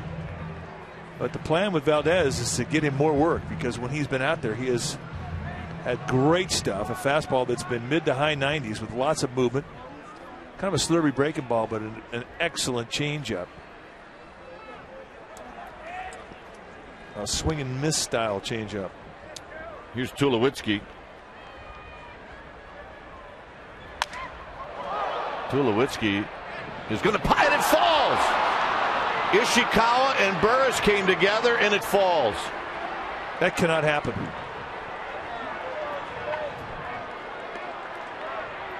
So Tulowitzki on the first pitch hits a little pop-up. It's a perfect fastball, explodes right into the hands. It's got cannon court pop-up. It becomes an I got it, you take it, and that cannot happen. So now Iannetta is going to be the hitter.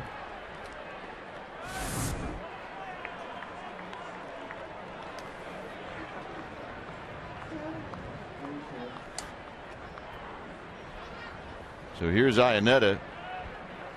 Ruled a base hit. Iannetta shows bunt, and he watches it go by, and it's inside 1-0. Well, right now it's going to tax Valdez here. The concentration has to be in the batter's box. A lot of time hitters will get that bunt sign on the first pitch. They'll show bunt if it's a ball. They'll get the bunt sign taken off because all of a sudden, you know, you're thinking you're going to get a fastball for your hitter. Bunts this one to Ishikawa, who goes to second. Got him first. Got him. But all's forgiven on a brilliant play from Travis Ishikawa. They may have been safe at both bases. And Clint Harrell doesn't know which umpire to go to first. Well, Tulowitzki was standing out there at second base for the longest time. And Paul Emmel, the second base umpire, gave him the thumb. But boy, you talk about a risk reward.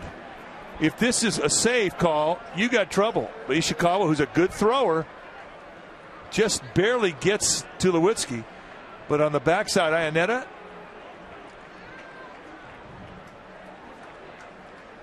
just does get him here. And Iannetta's safe. Guys catch a break.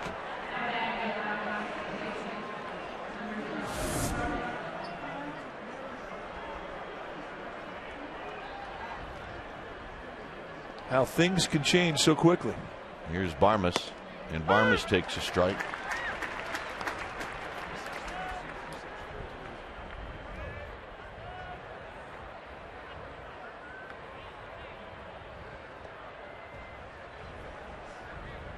Barmas pops this one back and out of play. Well, it's a nice, easy 96 miles an hour, just exploding in on the hands of Barmas. Same pitch that started the inning off when Tulowitzki got the base hit on the miscommunication. Bat was broken on a beautiful fastball that jumped into his hands.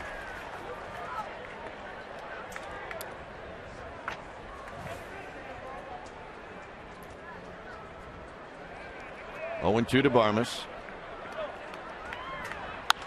And there's a base hit to right field.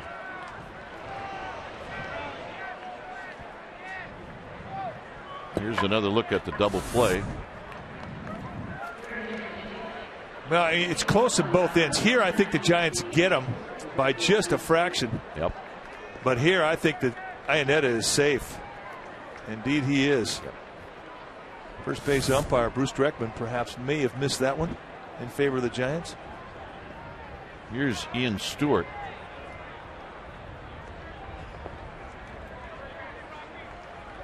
Stewart's got quite a bit of power, and the Giants know it.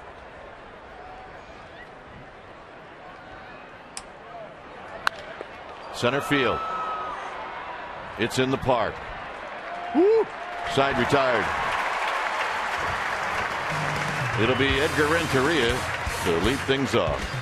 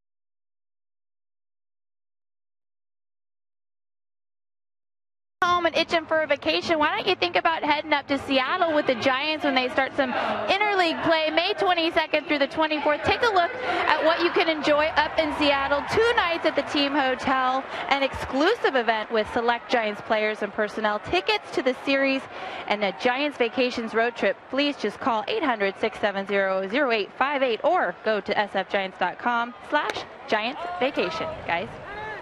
Thanks, Amy. Is Renteria after an appeal to Bruce Streckman, falls behind, no balls and 1 strike. I don't think Renteria was overly enthusiastic about that strike call from Dreckman. No balls and 1 strike. Sherholtz to follow. I mean, that's if I'm reading the body language correctly. And that's out of play. 0-2.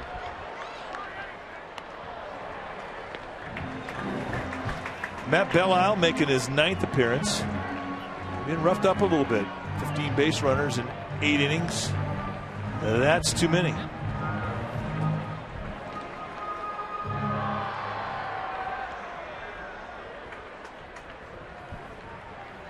And the 0-2 is low. One thing about Belisle, he's going to bring some gas at you. Sinker slider, fastball slider guy.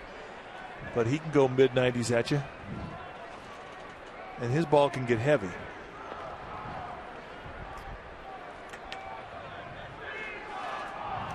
The 1-2 to Renteria. In tight, 2-2.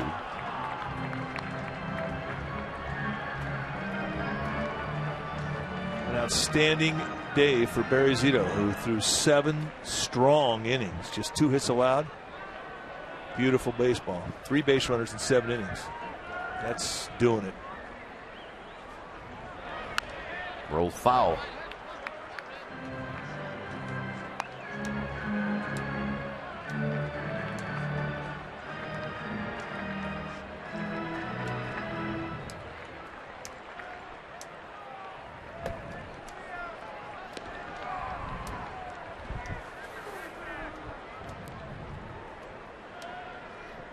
Here's the 2-2 to Renteria, and he got him.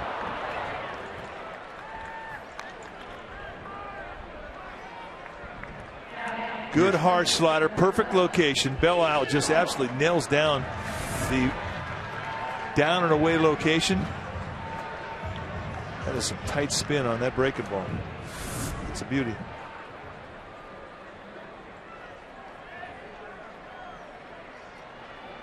Sherholtz is 0 for 3.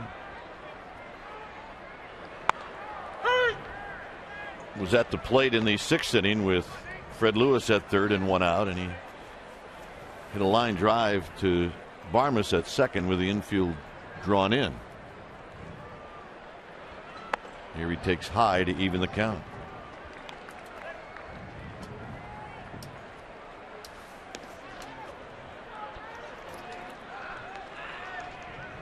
Three, 4, 5 guys. You get those guys up in an inning late in the ball game, you're thinking this is score a run inning.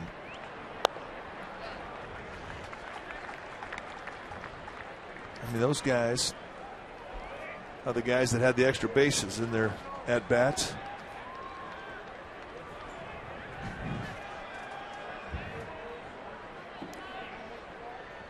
Here's the 2-1 to Sherholtz. Flips it to left. It's going to carry out to Spilborghs, who makes a nice play. 2 outs. And here's Sandoval. Yeah, this kid says that, you know, it's my birthday and I want to win. He's got the right idea.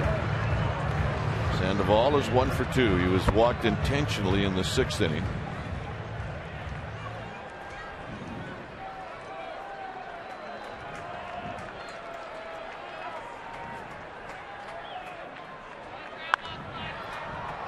Pop to left. And Spilborghs will put it away. And the Giants go quietly in the 8th. Here comes the 9th. It remains 0-0.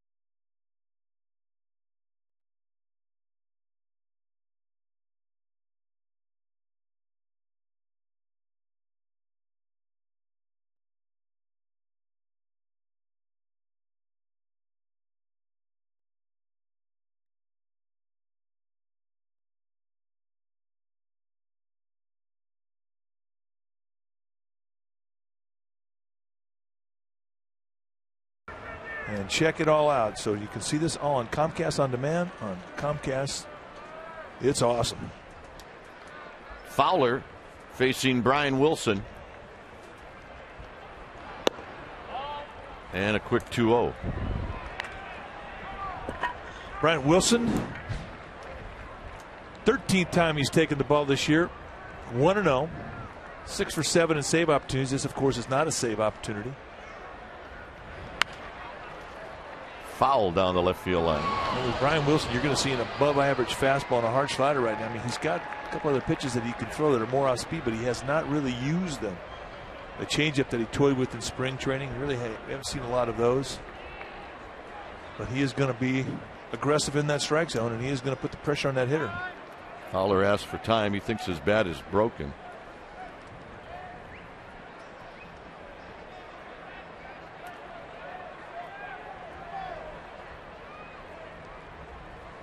Two balls and one strike. Fowler doubled in the 6th inning. Hit a ball over the head of Aaron Rowan.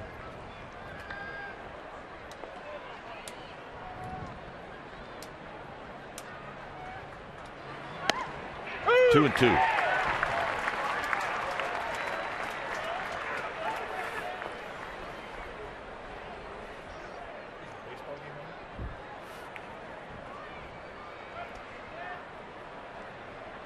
Two pitch to Fowler, and Fowler goes around and he's going to reach.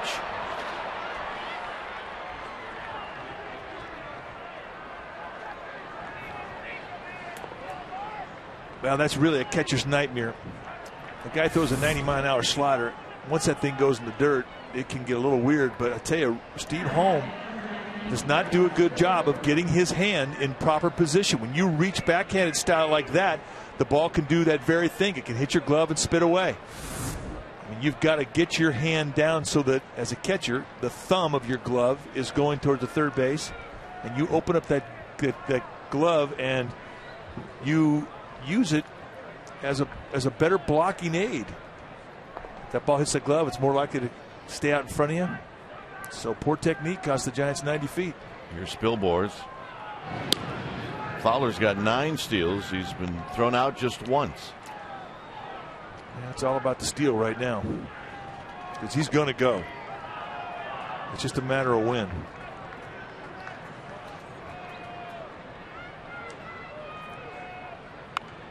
This bunt is foul.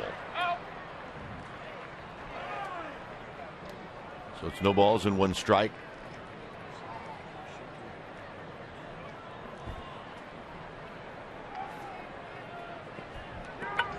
Leading in steals is Dexter Fowler. Right behind him is Emmanuel Burris and Bonifacio. But right now, the Rockies are bunting instead of stealing.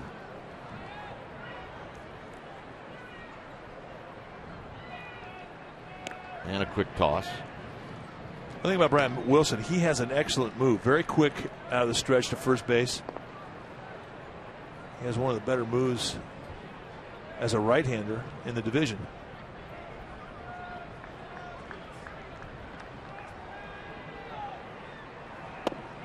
Low, 1 ball and 1 strike. Guys that throw hard like Brian Wilson, they're hard guys to hit, which means they're also hard guys to bunt.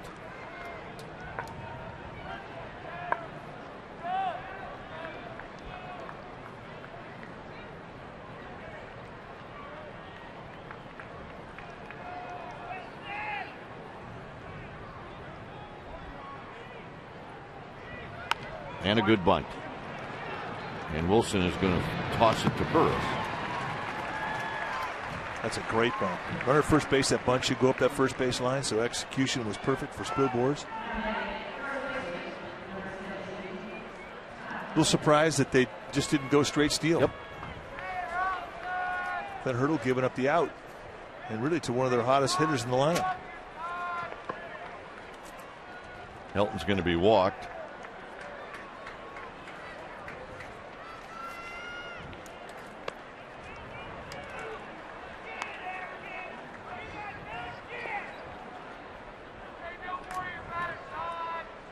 And the matchup will be Wilson against Adkins.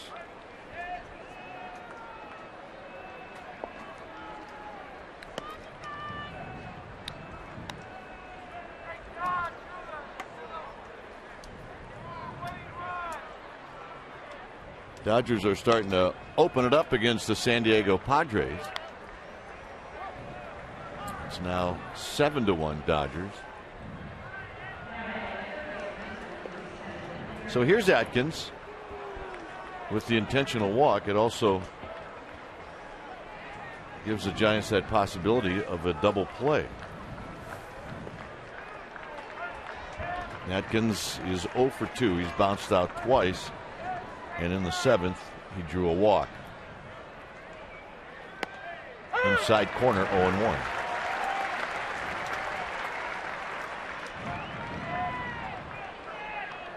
Couple of strikeouts against Brian Wilson.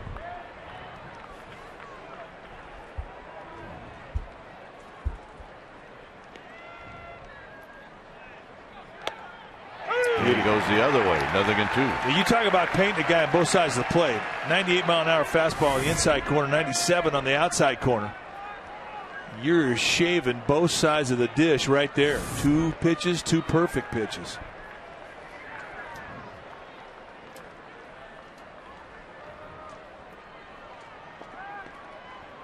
Wilson spins around, chases Fowler back. That's all Wilson's doing is it's just a reminder to Fowler that, yes, I know you're there.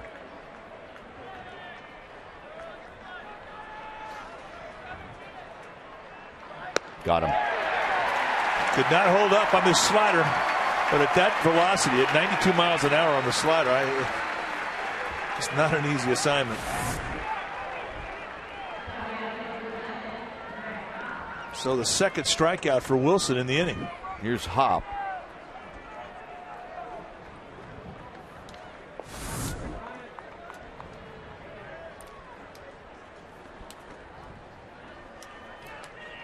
Hop 0 for 3, hit into a double play in the 7th inning, which was Zito's last hitter. Swing and a miss, 0-1. Right by him.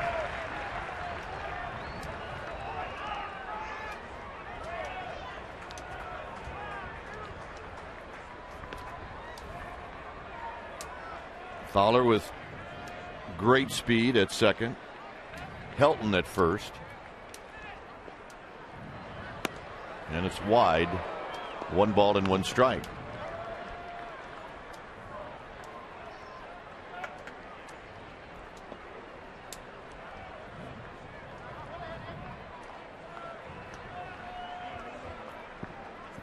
Wilson takes a peek at second. Looks again. Swing and a miss. 1 and 2. I mean, again, Hop, who's normally a pretty quick bat, a very good fastball hitter, has had 2 fastballs blowing right by him by Wilson.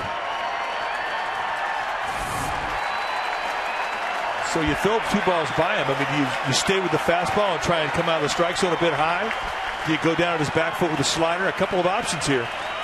But the way he has missed that fastball and been late, I got to believe they're going to go with it. Outside 2 and 2.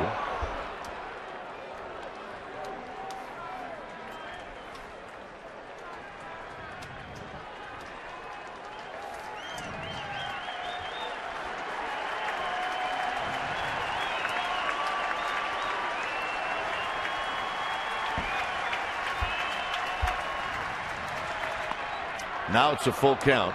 It had to be a full count. With Fowler and Helton will take off. One thing that Brian Wilson has been pretty consistent in coming in and throwing a lot of pitches. And he is not afraid of a 3-2 count, as he sees a lot of them. And they're loaded.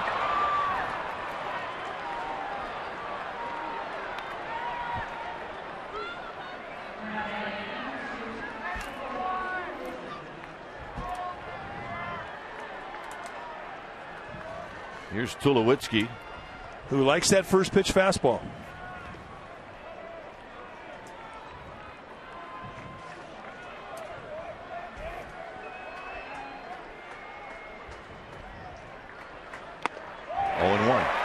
And there was a challenge, and that ball exploded right into him.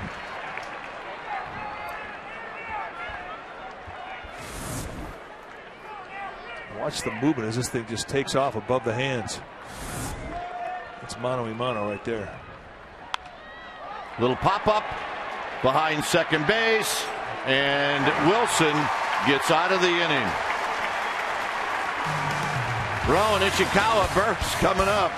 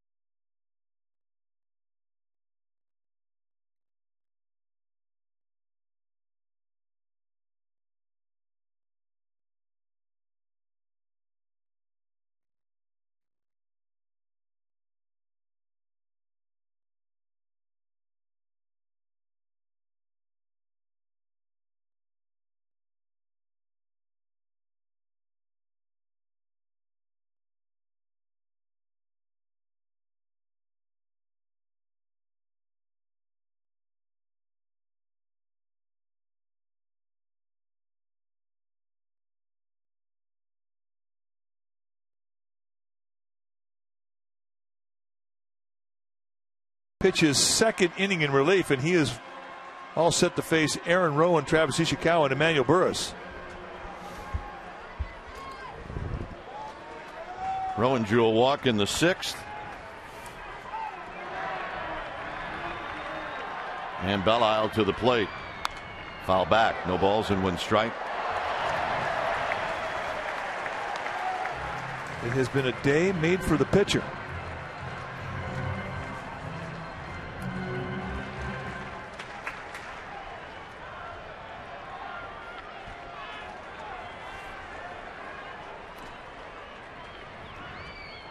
Rowan slowly hit. Atkins goes with the bare hand, and they get him. A little risky, but Atkins pulls it off. 1 out. Now, the one thing that was working against Rowan, look at how he has to get unwound. Big backswing. And despite the fact that it looked like it was going to be a swing and bunt because Atkins was playing deep, the fact that he could not get unwound and get going was eventually cost him. Nice play, though, from Atkins. Ishikawa is 0 for 3.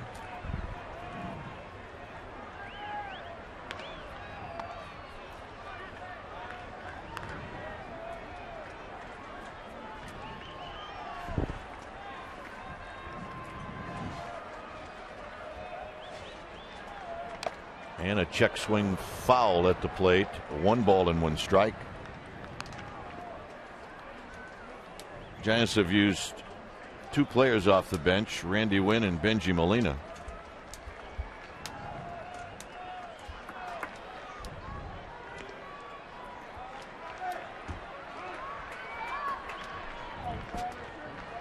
Here's the 1-1 offering.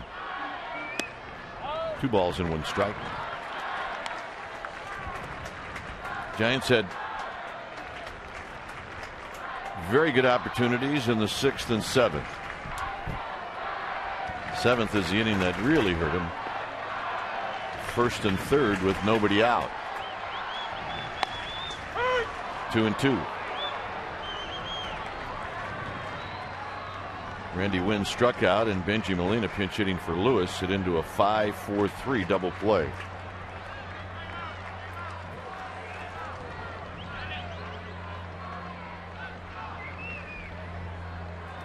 Master Han wants something.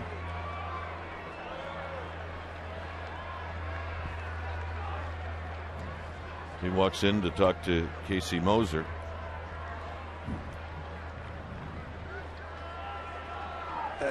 Just checking to see if Casey Moser called a cab for the umpires after the game to get to the airport with. However, Clint Hurdle going to come out and say, "What's this all about?"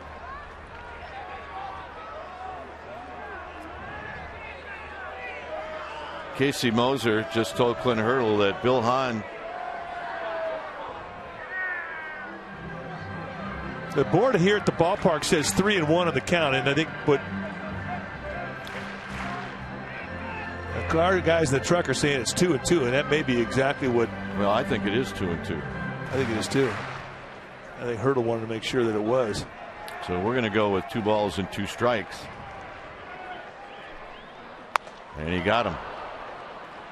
He did not. It's 3-1. I think that's a mistake. And if they're going to go back on this and find out they got it wrong. Well, he called that fastball at 2nd strike up and in. He called it a strike. Didn't matter. Ishikawa out.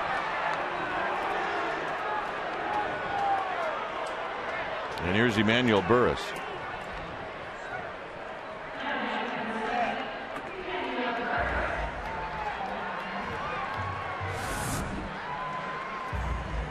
Just a fastball. Right strike. there. Yeah, absolutely. I mean, you got to protect with 2 strikes there and a 3-2. So basically, Travis Ishikawa got strike 4 as Burris fouls it back.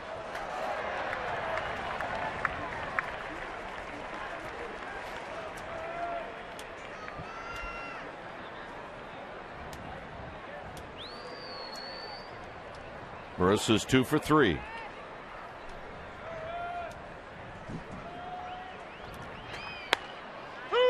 And a quick 0-2. Belisle throwing the ball very well. He's getting that good movement that left-handed hitters are giving up on. It's starting on the inside corner. They're seeing it inside, and here comes the movement, bringing it right back across the plate in the strike zone. And they're not getting swings off at it.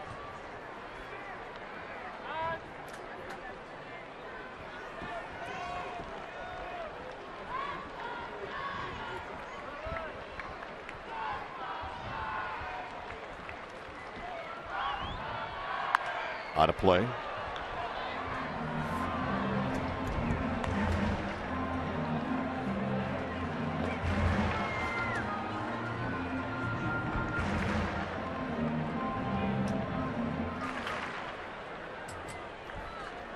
Burris trying to reach with 2 outs. And he's going to pop this one up over by the seats, and it's going to be into the seats.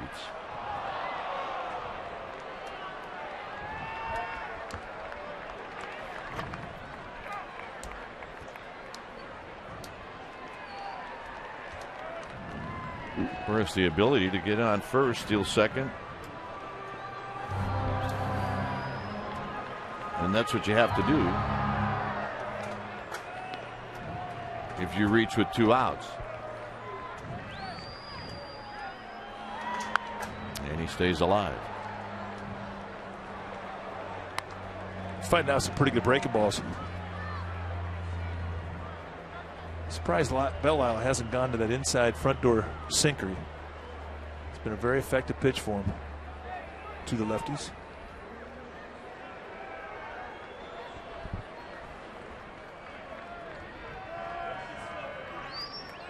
0-2 pitch. Out of play. It's a pretty good giddy up on that fastball from Belle Isle.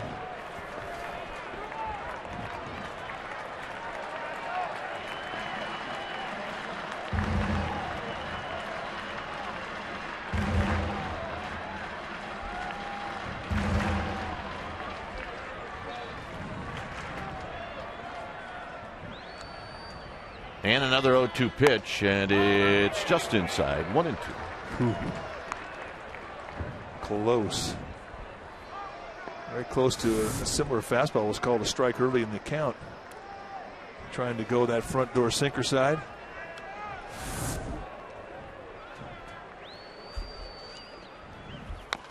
Off his foot, and it stays 1-2. It's good at bat.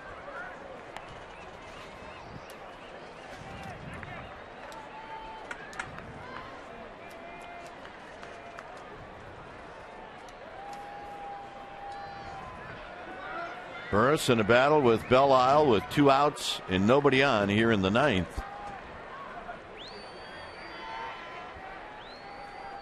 Belle Isle shaking and now throws, and he got him. Burris took 1 too many, and that ends the inning. 10th inning coming up. It's 0-0.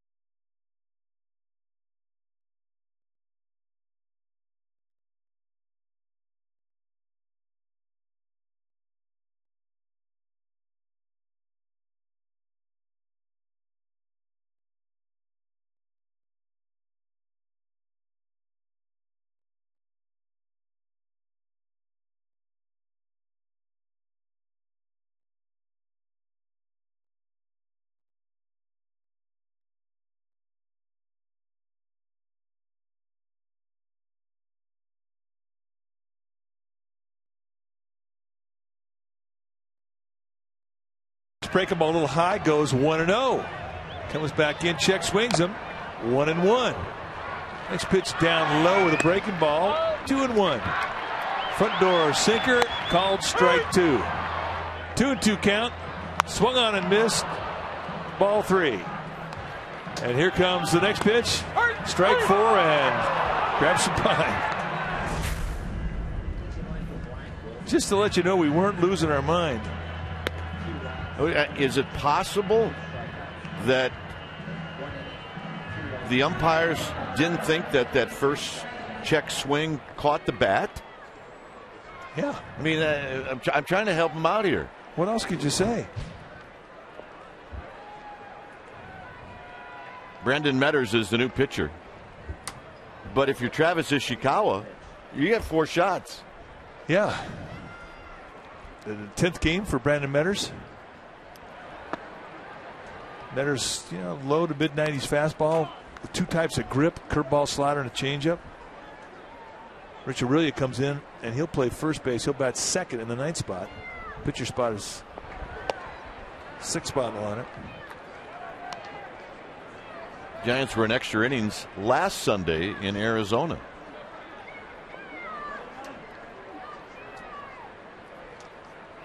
Swing and a miss. 2 balls and 1 strike.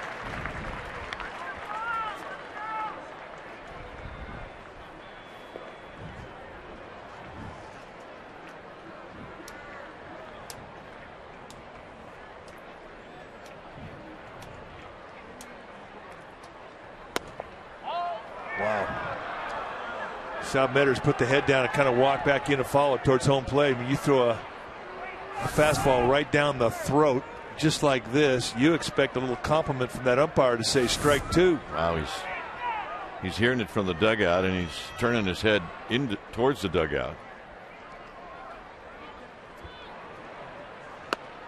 3-2. I mean, the difference between a 2-2 pitch and a 3-1 pitch is it's night and day. 2-2 pitch, you have a chance to throw your pitch to your location. 3-1, you got to come at him again and again. And with a guy like Iannetta who's got power, I mean, that's a dangerous situation to be in. Foul back.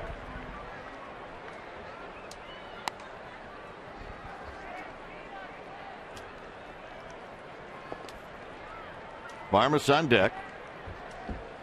Oh well, part of the game. And then Belle-Isle.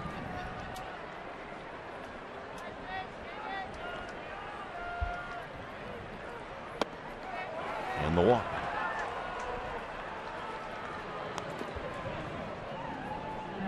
The hardest thing when that happens to you out there, especially in a tie ball game when you're in extra innings, is try not to let your anger stay on the pitch that you thought you should have got. You have to be able to let your mind progress to the next pitch, and you have to be able to commit to that pitch. You've got to live in that moment. Jeremy Affeldt going to start getting stretched out for Bruce Bochy.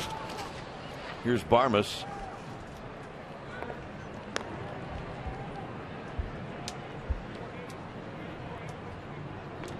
Seth Smith is now on deck. He would be pinch hitting for Belle-Isle. Barmas in a sacrifice situation. And he bunts it fairly hard, but he's going to take one play, and that's at first.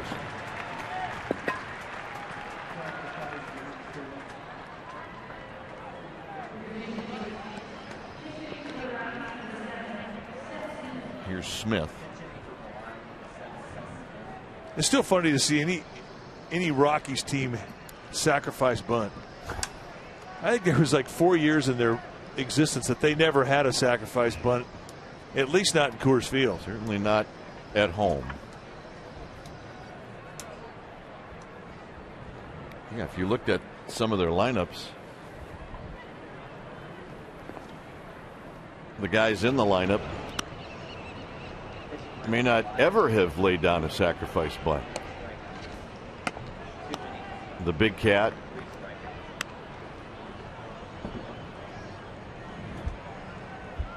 Ellis Burks. Dante Bichette.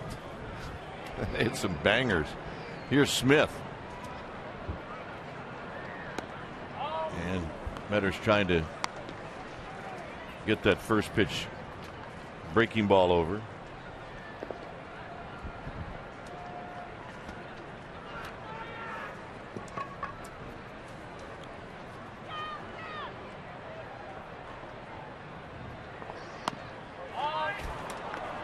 2 balls and no strikes. One thing about Metters too, I mean, he can throw the sinker with the fastball. He understands how to get the ground ball, so he can sort of nibble here in this at bat with Smith and an open first base.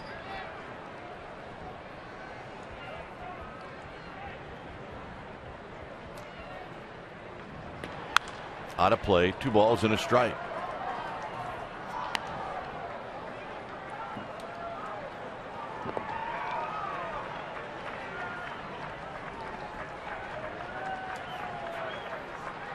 Nothing here in the 10th.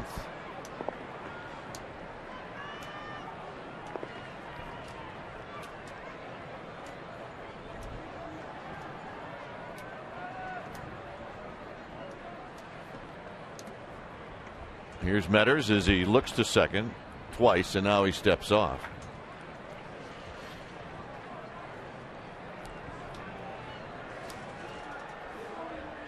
Former Rockies manager, now hitting coach Don Baylor.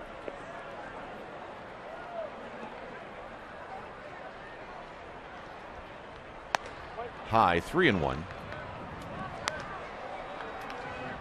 Again, you have to say to yourself, it's not a get it in situation here. It is simply a pitch where you have to say to yourself, it's like an 0-1 or a 1-2 pitch. You can throw your pitch to a corner. It's an opportunity for you. Try and get that hitter to get himself out, swing at your pitch.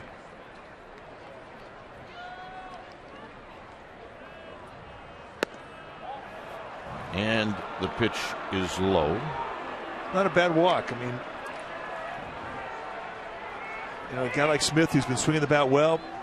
Giants have been impressed with his ABs in this series. Don't let a hot bat beat you. Take advantage of an open bag. It sets up the force.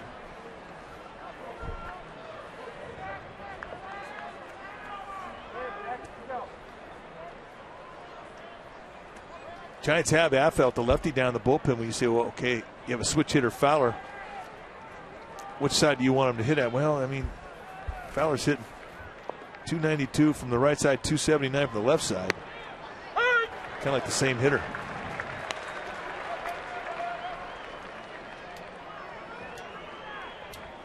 Metters starts him off with a strike.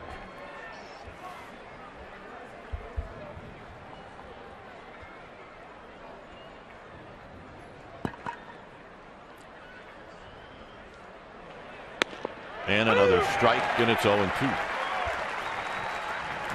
Metters throwing a couple of darts. He got kind of a pitcher strike in the first pitch, comes right back to the same location and nails it down and gets the call. So a quick 0-2, both to perfect locations. Now you could take the sinker grip and throw it on the same plane and let it fall off the plate away. Got him. A 3-pitch turnaround and see you. Oh, that's just great dart throwing right there, and you can't execute consistency and command any better than 3 pearls like this. Nice job there from home to frame it. Give plate umpire Casey Moser a good look. Here's Spilborghs.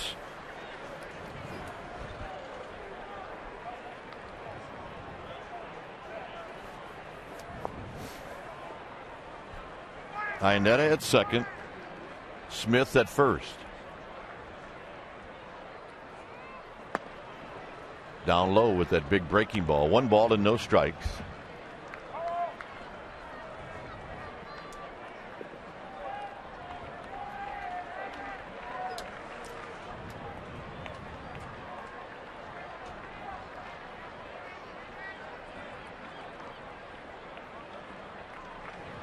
Outside, 2-0. Cut a fastball. Not a bad idea with the pitch. I like it. Helton's on deck, so that's the guy you want to avoid. Well, that's the guy that Affeldt's thinking about down the Giants bullpen. If the inning goes long and Helton will hit, then Affeldt's going to pitch to him. 2 balls, no strikes. And Spilborghs helps him out, 2-1. Right back to that same cut slider. Good pitch. You know, and with an open base here, I mean, Metters does not have to give in to him either, and you can see that he was not doing so in that last pitch. You count on the hitter's aggressiveness. You You use that open bag to be able to locate your pitches.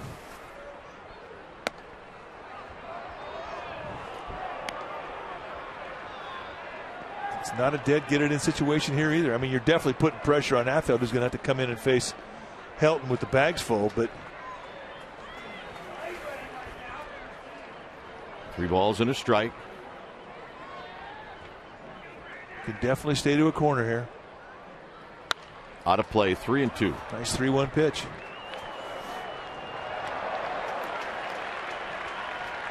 Iannetta and Smith will take off on the full count.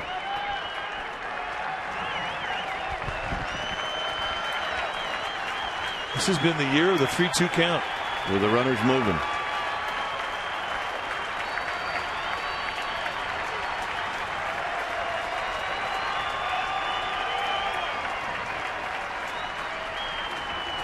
Three and 2.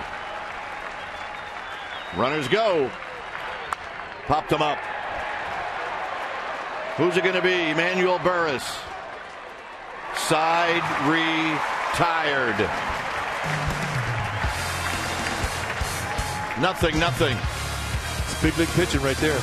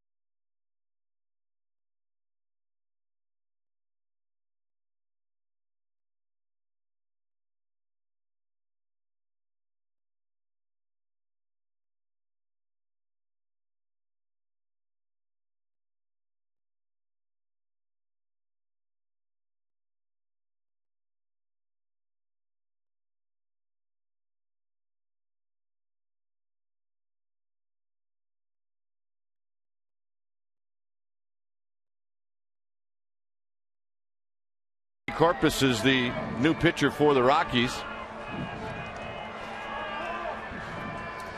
And he'll be facing Steve Holm. This is the bottom of the 10th.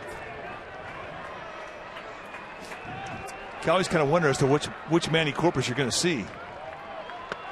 I mean, at times he's the unhittable Manny Corpus with a disappearing sinker and disappearing slider. This year he has had some problems. 17 hits allowed in 10 1/3.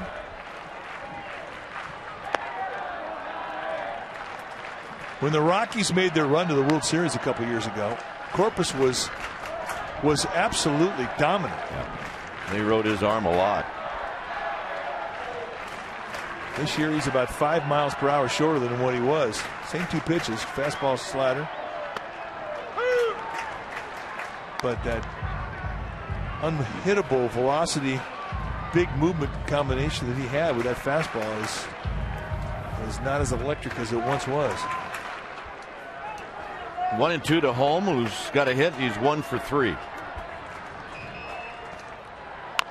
Bounces this one foul.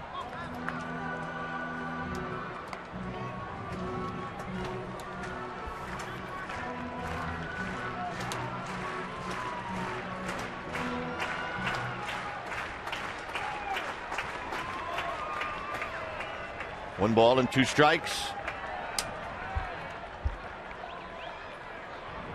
way outside and low, 2-2.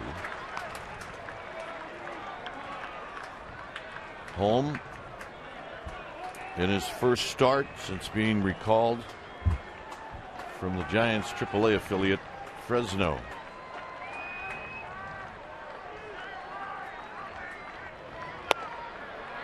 Below the zone, 3-2. Well, that's the one that Corpus wanted him to go at.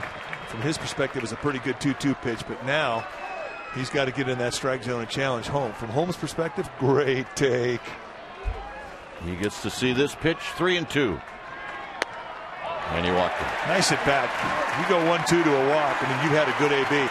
And consider this, there's some pretty good teasers in those pitches from Corpus, and for a guy who hasn't had a lot of at bats strung together and not having a clear, definite strike zone, that's a great at bat.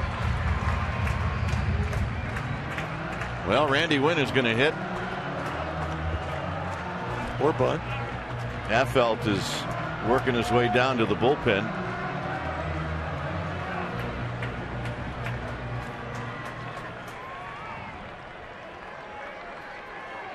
Wynn in the 7th inning struck out.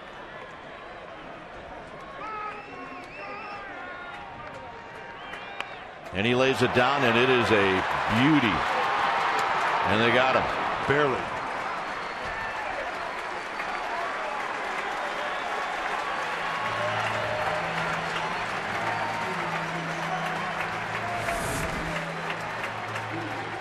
Deadens the ball, and it was going to be a foot race right from the get-go, and only a nice play from Chris Iannetta and a very strong throw enabled the Rockies to shoot Wynn down, but he gets the job done. A good sacrifice, a productive out, and he sets it up for Rich Aurelia to be the hero.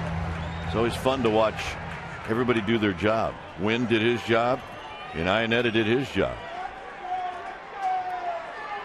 Here's Aurelia batting for the first time.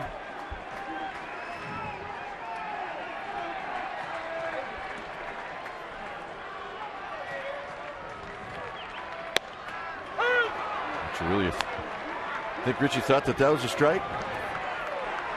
I don't think so. I'm going to say no on that one. 2 for 7 lifetime against Corpus. No, it's a strike is one thing, but it means that you got to go out there and get it if you got 2 strikes on you. They're going to come inside here, and Aurelia swings and misses, nothing at 2. Right over the top of a good sinker at 93 miles per hour. And you're absolutely right. Now with 2 strikes, you can't take any chances. You've got to get out there and cover a wide slider. Here's the 0-1 pitch, a beautiful sinker, and that just bottomed right out as he swings over the top.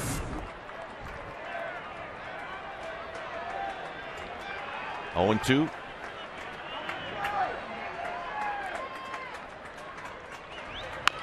Chop foul. The true test will be a sharp base hit to right field. There's a sharp hit to right field. I don't think you're going to see Tim Flannery take on Brad Hopp's arm. Brad Hopp out in right field has one of the better arms in the league. Ryan Spilborg in left field has an excellent arm. Indeed he does.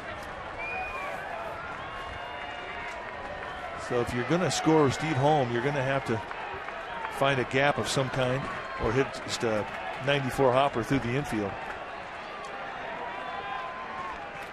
Iannetta, where's he going to set up? In. And Aurelia fights it off. Well, they haven't gone back out to where Aurelia thought that first pitch was a ball. Well, here's the sinker that didn't quite sink, but you still, even at the belt high location, that ball has good boring action running in on the hands of a right-handed hitter. It's not an easy pitch to square up. Aurelia choking up, making his 2-strike adjustment. Now they're going away, and now Corpus steps off.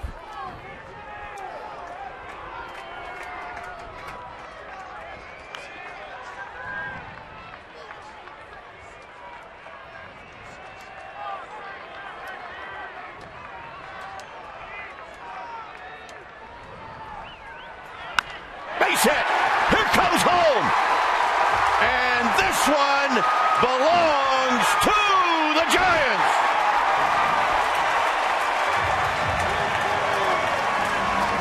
Rich Aurelia on an 0-2 pitch went out there and hooked it.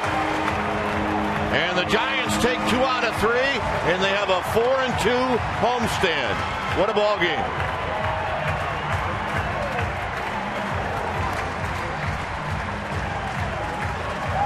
Now we're going to make it our fourth quality drive of the game. Watch the top hand. One of the best assets that Rich Aurelia has always had as a hitter. A strong top hand throws a seed up the middle, and it just gets in the gap enough for Steve Holm to score easily from second. And the Giants win another series. That's 5 in a row. Have a great homestand. They go 4-2, and they got a head of steam heading into a tough road trip. And that's our fourth quality drive of the game. All right. Our next telecast is tomorrow as the Giants travel to Chicago to take on the Cubs at beautiful Wrigley Field.